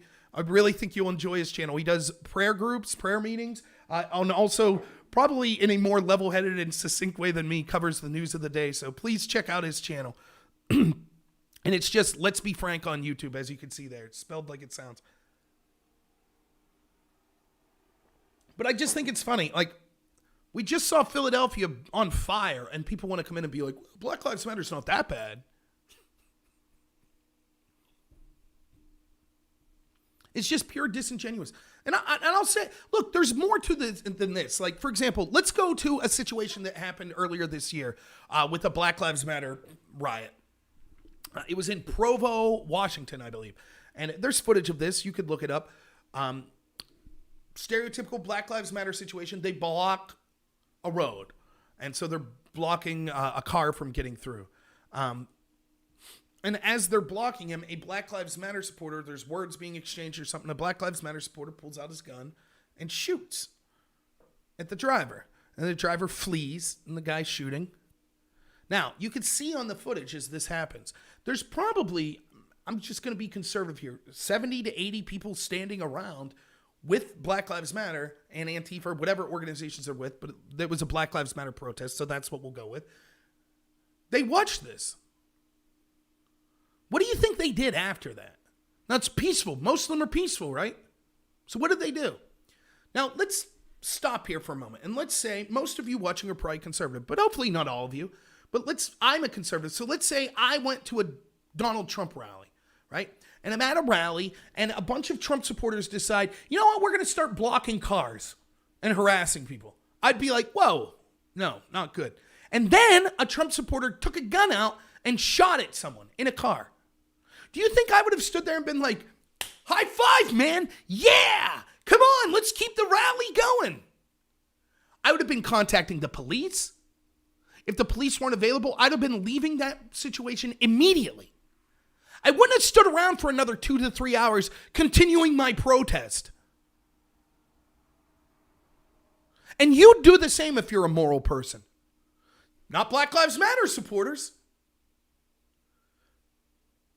For every one example you could see of a Black Lives Matter person engaged in violence, beating up innocent people, burning down a building, you could find a dozen people that are sitting there cheering it on. Or, even better, yelling at people, don't film this, don't film this.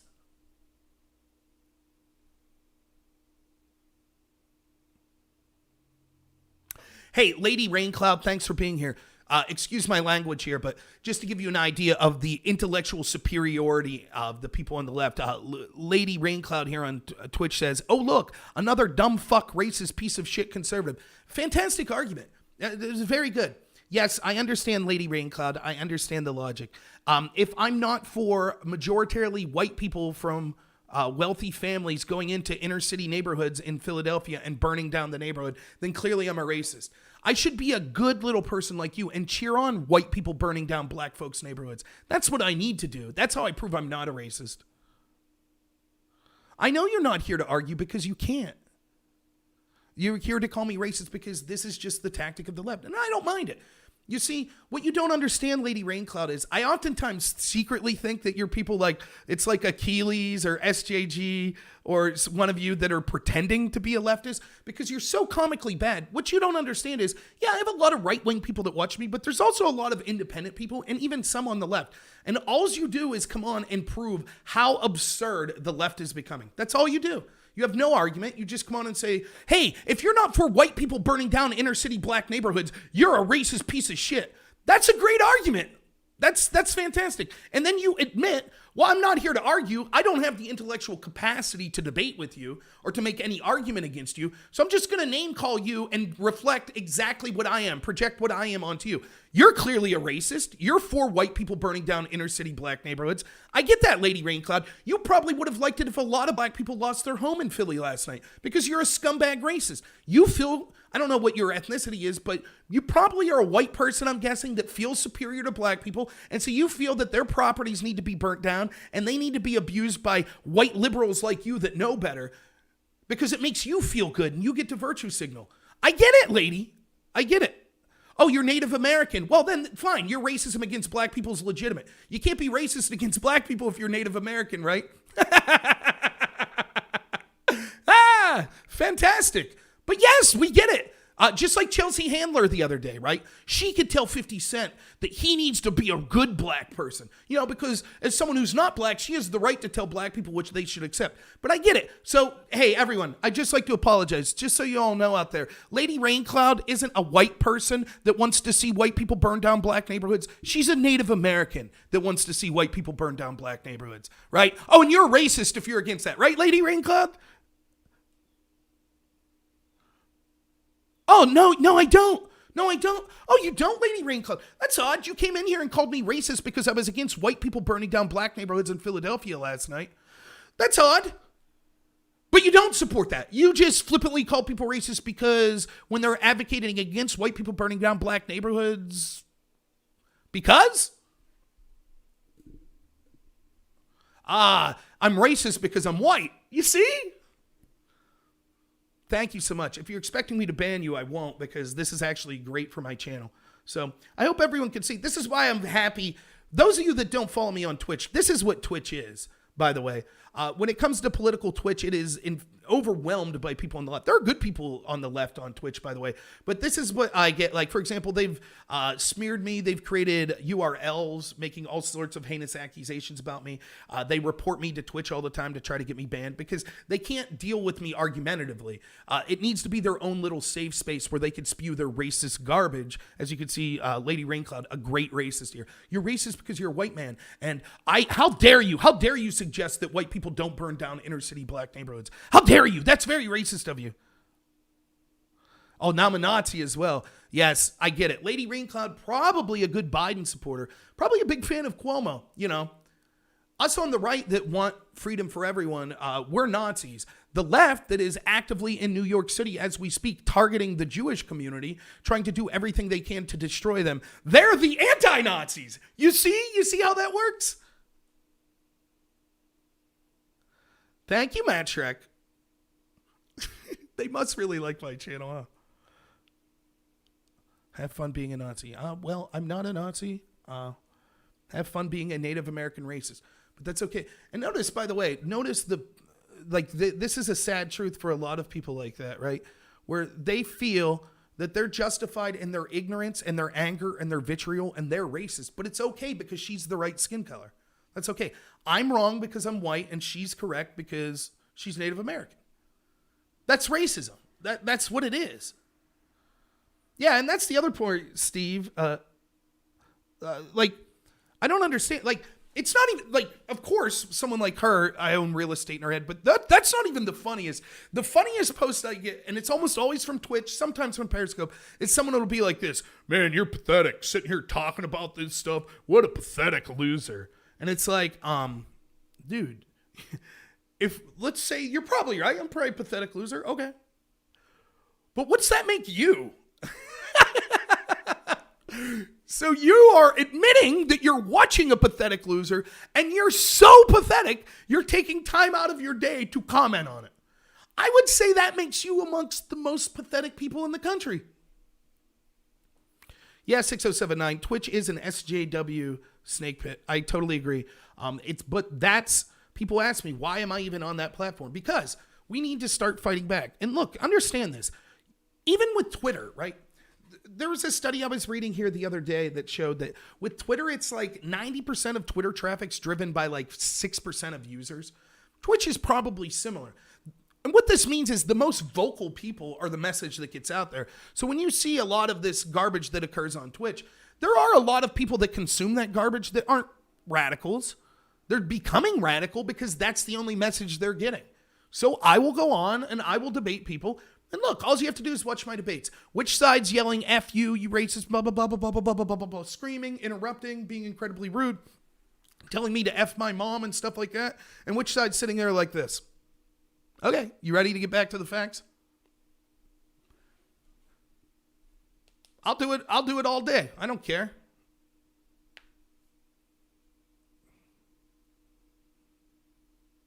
Yeah, Grimfang, this is a point I make all the time. You say it very well here. If you find yourself in agreement with the mainstream media, the millionaire celebrities, and the billionaire tech owners, you are not part of the resistance. You are programmed sheep. And that's a Candace Owens quote. Yeah, I say that all the time. This is the first revolution in history that is a top-down revolution. The wealthy people are paying to revolt against the working class. And it's working as far as people buying into this garbage.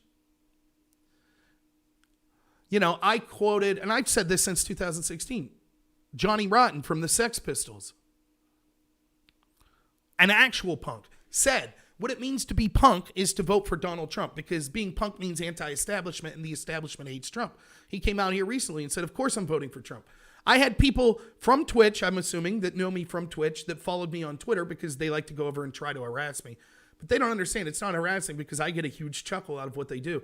All they do, this is what people like that Lady Rain doesn't understand. She's not harming me. It makes my show better, and it just shows a lot of people. This is the quality, the caliber of people that disagree with me. There you go. This is the best you can throw at me? Let's see what her first comment was again. Oh, look, another dumb F racist piece of S conservative. There it is. There's the caliber of the people you throw against me, Twitch. Left wing, you guys did it. You did it. But anyways, so I shared this link on Twitter, and then I had a bunch of leftists tell me, well, actually, Rotten was never really a punk. He was always a sellout. Sure. You know, because Johnny Rotten, one of the original punks, he's a sellout. Now you're the real punk, endorsed by Starbucks and Nike. That's what it means to be real punk. To endorse multinational corporations that use sweatshop labor. That's being a real punk, right? Oh, yeah, that's great. Oh, you know, Donald Trump. That's terrible. How could you endorse him? I'm punk. I'm with Joe Biden. I'm with the Democrats. Being punk means being for keeping troops stationed overseas in these disastrous foreign wars. That's being punk, man. Woo! The anti-war movement is now the pro-war movement.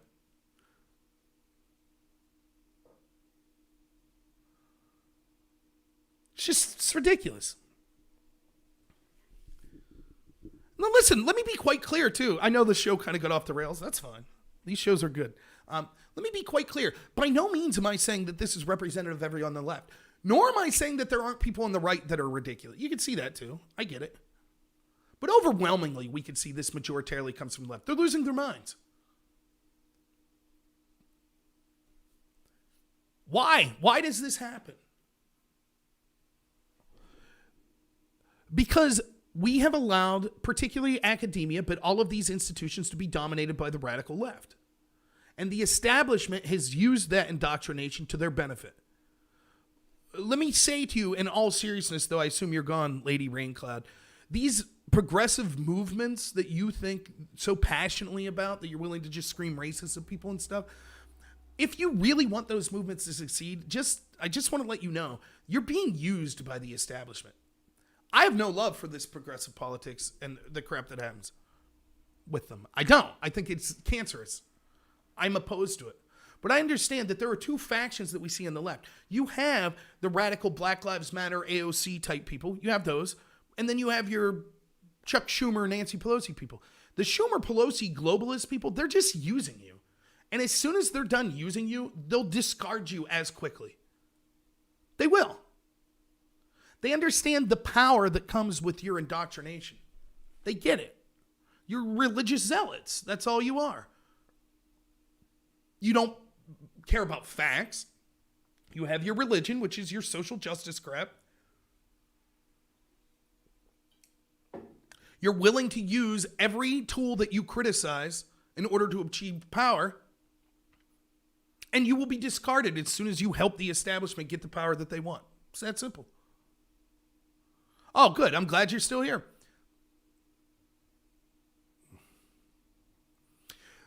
Public Citizen. Public Citizen actually, who's on Twitch right now, I actually really respect. I disagree almost totally with what he says, but he at least be someone arguing in good faith.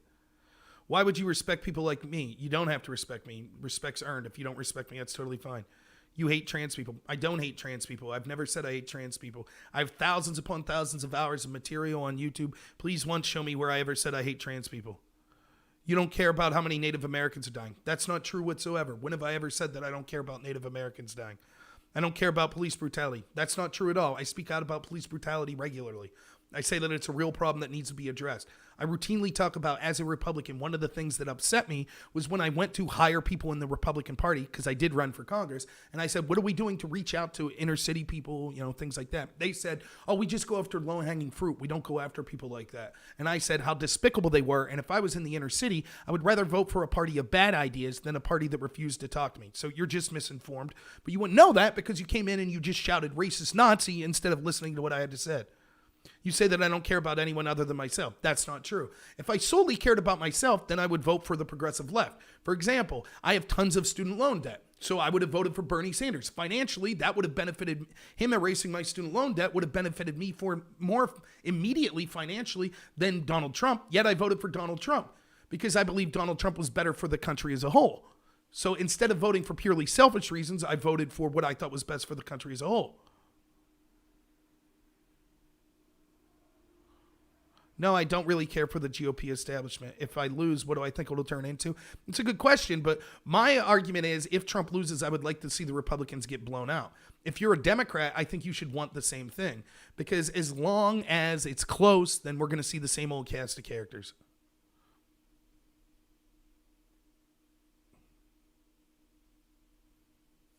You truly deeply hate me. Let me just say, if you're letting me in your head that much, that a guy who's got 40 people watching him, probably like 6 of which on Twitch, and you're going to lose sleep and hate me, you're not doing life right. Yeah, and that's exactly right, Rat Chief. It's sad. I don't hate her. I wish she'd come on the channel all the time. It would make my channel much better. Let's get to some real comments. Where'd you go, Public Citizen? Trump's America equals endless strife, science denial, chaos. Okay, so let's start with endless strife. This is an argument that I really like. So the argument is this. A bunch of anti-Trump people riot, attack people, beat up Trump supporters, have hoaxes saying Trump supporters put nooses around my necks, attack ICE facilities and things like that. And we're told, see what Trump did?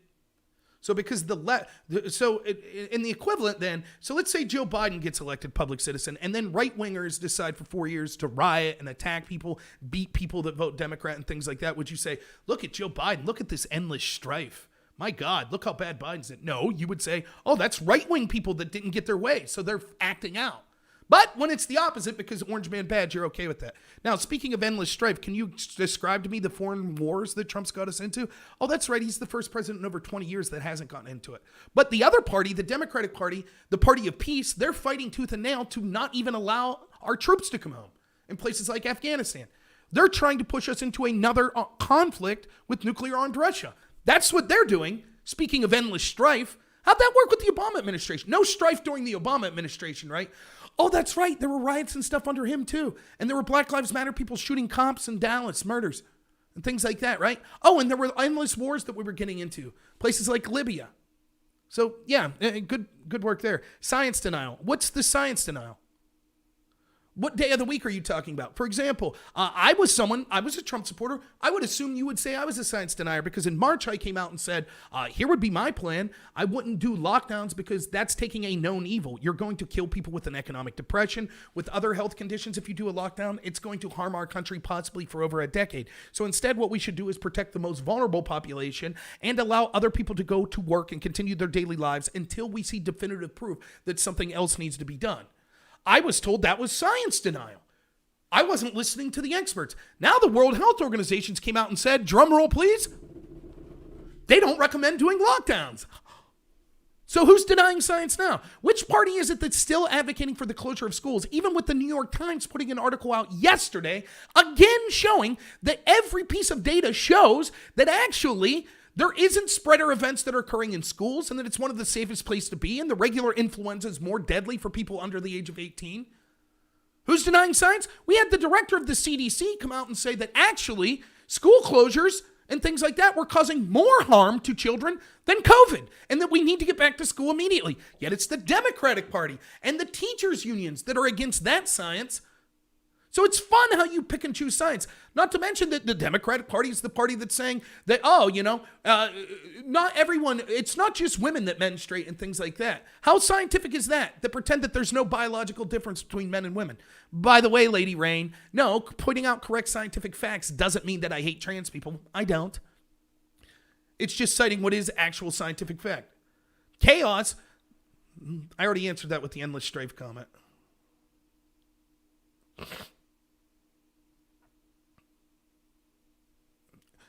Let's see here. Obama mostly put a lid on that divide. No, he didn't. All evidence, even polling shows that, particularly when it comes to the racial divide, race relations were at an all-time high in the United States before the election of Obama. And then once Obama came in and started saying, inflaming things by saying things like, Trayvon Martin could have been my son. And, for example, Obama, the man of peace, the man that was bringing us all together, that told people they were clinging to their guns and Bibles, remember? He went to, when a Black Lives Matter shot 5 police officers in Dallas, Obama went to the funeral. Did he say, my God, I feel terrible that your family was killed? Yeah, kind of. But he also said that it was the police, they need to do a better job of how they interact with the black community. Imagine that. Imagine going to, a Jewish person that was killed by a Nazi and Obama shows up and goes, oh, that's terrible that this Nazi killed this Jewish person. But seriously, Jews, you need to learn how to deal with Aryans in a better way. Imagine that would have occurred. Wouldn't that have been great? Oh, yeah, Obama, he brought us together, though. Trump has aggravated the far left crazies. Again, like this argument's like, I love this argument. Like, this was the same argument we had when Trump wanted to move the embassy to Jerusalem, right? And the argument was, well, Trump can't do that because if Trump moves the embassy to Jerusalem, it'll force the Palestinians to murder people. Okay, then the Palestinians are the bad people in that scenario. You don't not do something that's legitimate because a bunch of people willing to use violence are trying to intimidate you not to.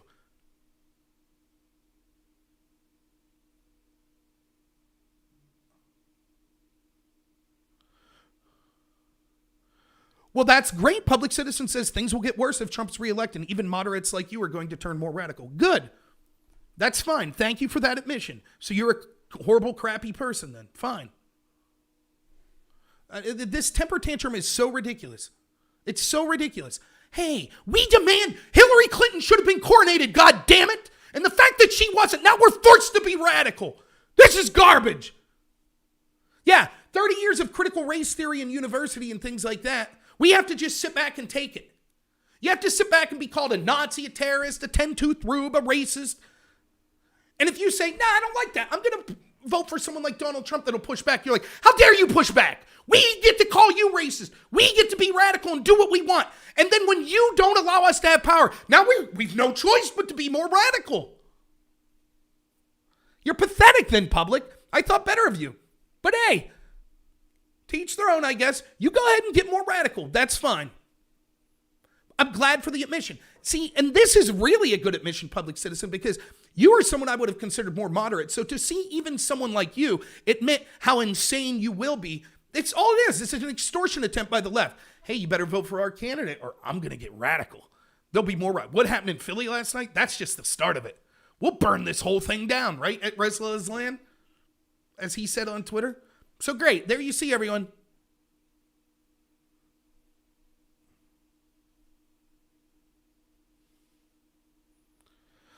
Open Sleeves says, World Health Organization says lockdown shouldn't be used as primary means of control, not that you shouldn't use it at all. Right, exactly what they said was that they should be used only in temporary measures if your health system is being overwhelmed for things like 1 or 2 weeks at a time. They also went on to say that the only thing that lockdowns have proven to do is to make poor people poorer. That was the full context. What did Obama do to aggravate the race divide? Already talked about it. It's a joke. What's my scientific take on mad scientists reanimating corpses? Do you believe the whole lightning bolt to the heart technique? You're more of a voodoo guy.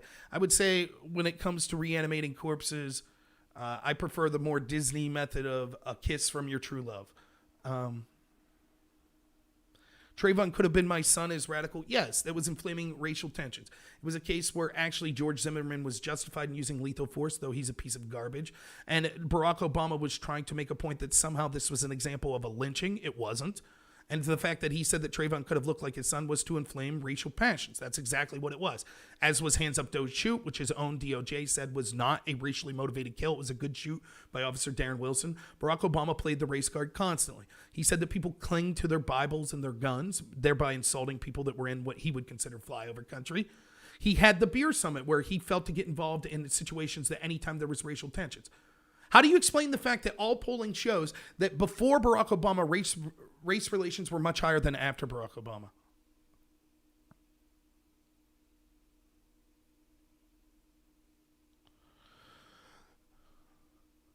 Debate you. Trump is a fascist. Do you want to come on the show right now? We could have the debate.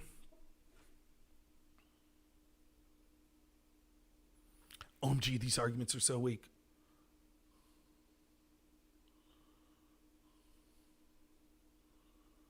Necrophiliac, you knew it, yeah. Go ahead, public, if you want to come on. It's weak arguments. You have no problem quickly dispelling me. Trump's clearly a fascist. Obama didn't do anything to inflame racial tensions. They just magically got inflamed while he was there. But it wasn't his fault. I mean, for example, when he went to the funeral of Dallas police officers and instead of saying, my God, it's tragic that a Black Lives Matter person murdered your family, instead he said, or murdered your husbands. Instead he said, well, you know, I'm not going to mention anything Black Lives Matter did, but I am going to talk about how the police need to have better relations with the black community. Yeah, that's a weak argument. You're right. I'm sure if Donald Trump would have done the same, right? I'm sure, you know, if Donald Trump would have showed up to the funeral of Heather Heyer at Charlottesville and said, hey, yeah, it's terrible that your daughter, Heather Heyer, died, but we need to do a better job. Let's be honest, she shouldn't be against the removing of statues. You would say, oh, yeah, it's a very reasonable statement by Trump. That's not him inflaming divisions, right? That's what you would have said. Yeah, Obama can't even get a crowd of over 100 people. I saw that. Right, they say he's fascist. I had this debate on an 8-person panel, Public Citizen, who, hey, everyone, I just want to let you know, before you vote next Tuesday, just remember this. If you vote for Trump, you're going to force Public Citizen to get more radical. Yeah, how about that? They'll get more radical. Uh-huh. Did you ever see a Republican lose a race and then people decide to riot and burn down cities? I haven't. Oh, I saw that with Trump, though. So Public Citizen's point is, if you don't vote for the people burning down cities, they'll have to burn down more cities. But you're the extremist.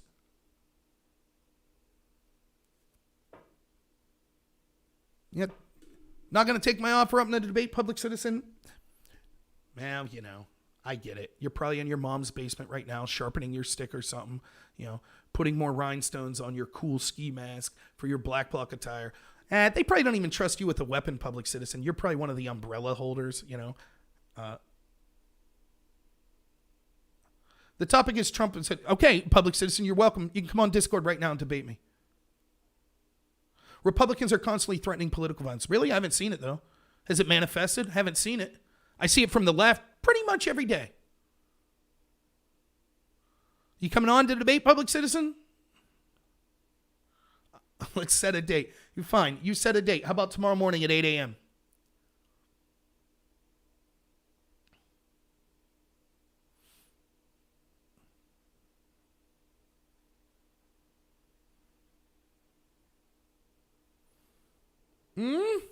Take her tomorrow at 8 a.m.? Heck, if you want, public citizen, I'm doing a 24-hour. Next Monday, I'm doing a 24-hour show. You could be one of the guests. You can come on and tell me how obvious it is that Trump's a fascist. What are you going to use? How are you going to define fascism? Umberto Eco's 17 points of fascism that the Democratic Party meets more of than Trump? Afternoons and evenings don't really work for me. That's why, again, you could do that Monday show. I'll be going 24/7. You could do it then.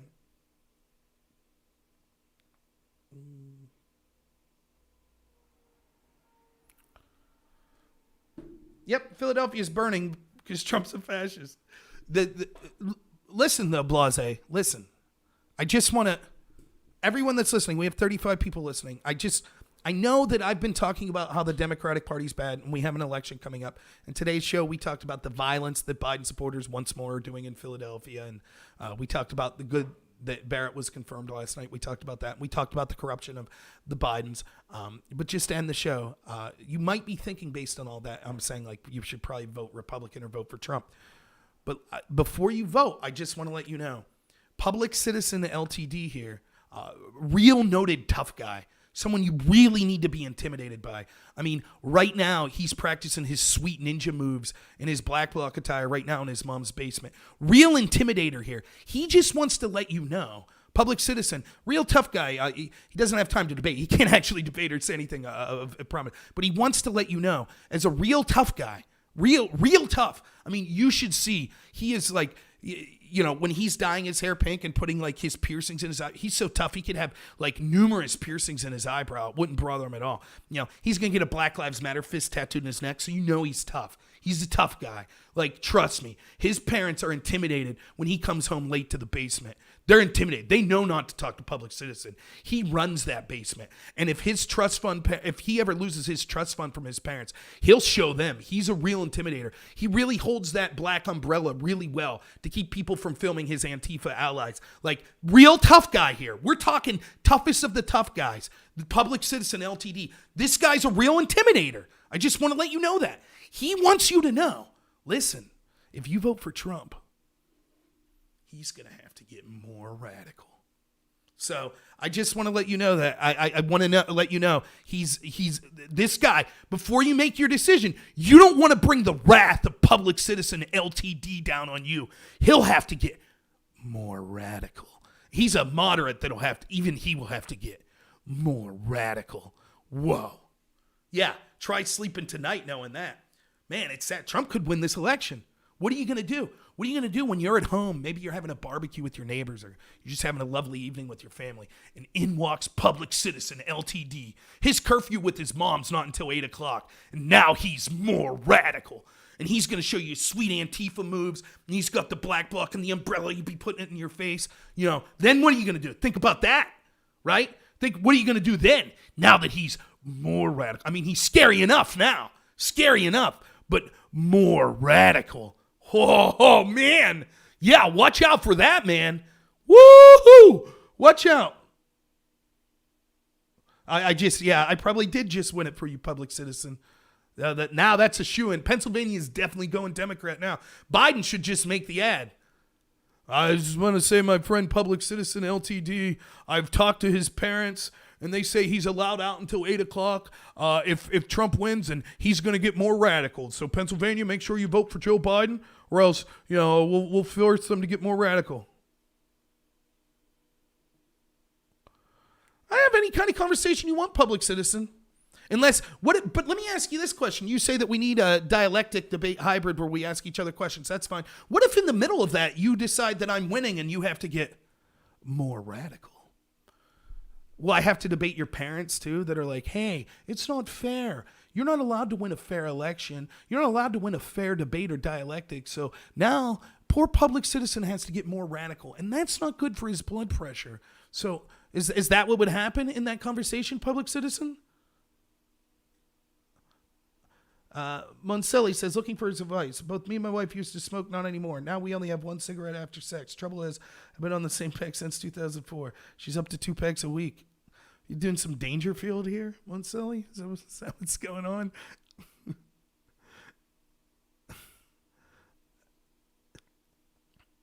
So, all right. So thank you so much, everyone. I'll be ending now.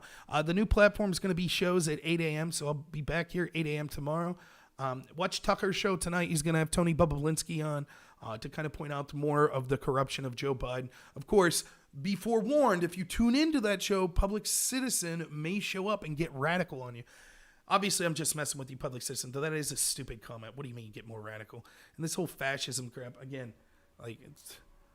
What are we even talking about fascism? Like the idea of acting with corporatists in order to control people? Like that's without any batting of the eyes. That's clearly the Democratic Party.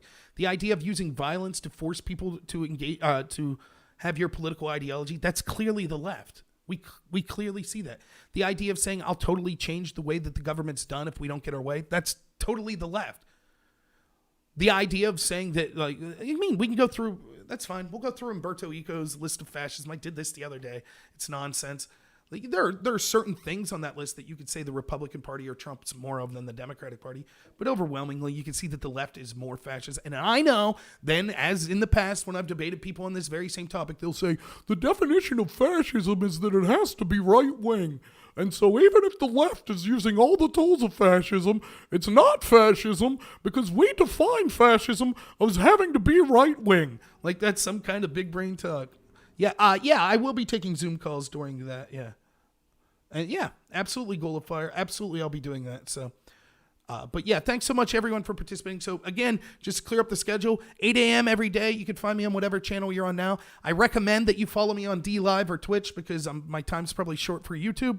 And then next Monday, 8 a.m., that show will be 24 hours nonstop. So I'll be trying to get some guests rounded up. There'll be some open platforms. Maybe Public Citizen will come on and generously give us an hour. And I really mean that. I'm picking on him, but I'm just having fun. I think he knows that. Though it is, again, it's a dumb comment to say you're going to get more radical. But yeah, there'll be open panels for at least a couple hours where people could call in. You don't have to use your face. You don't have to use your real name or anything like that. So, all right. Everyone stay safe out there. Thank you so much. I'm humbled that any of you will listen to me. Financial donations are always appreciated. Thank you to Let's Be Frank. Thank you to Paul. Thank you to everyone else who donated to me today on YouTube. Unfortunately, if you donate to me not on YouTube because of the platform I use, Michelle, thank you for the donation. I can't see. So to everyone who donated me on D Live or Twitch, thank you as well. Really, Dusty D, thank you for the donation. Yeah, you guys are the best. So thank you. I'm humbled that any of you would be willing to listen to me. It really means a lot. Oh, you can see. It must be. Come here. Is it time to let you out? Come on. Tell him we gotta go. You say goodbye? This is the microphone. I gotta go leave this guy out. So thank you all so much. You're the best. As always, have a good one.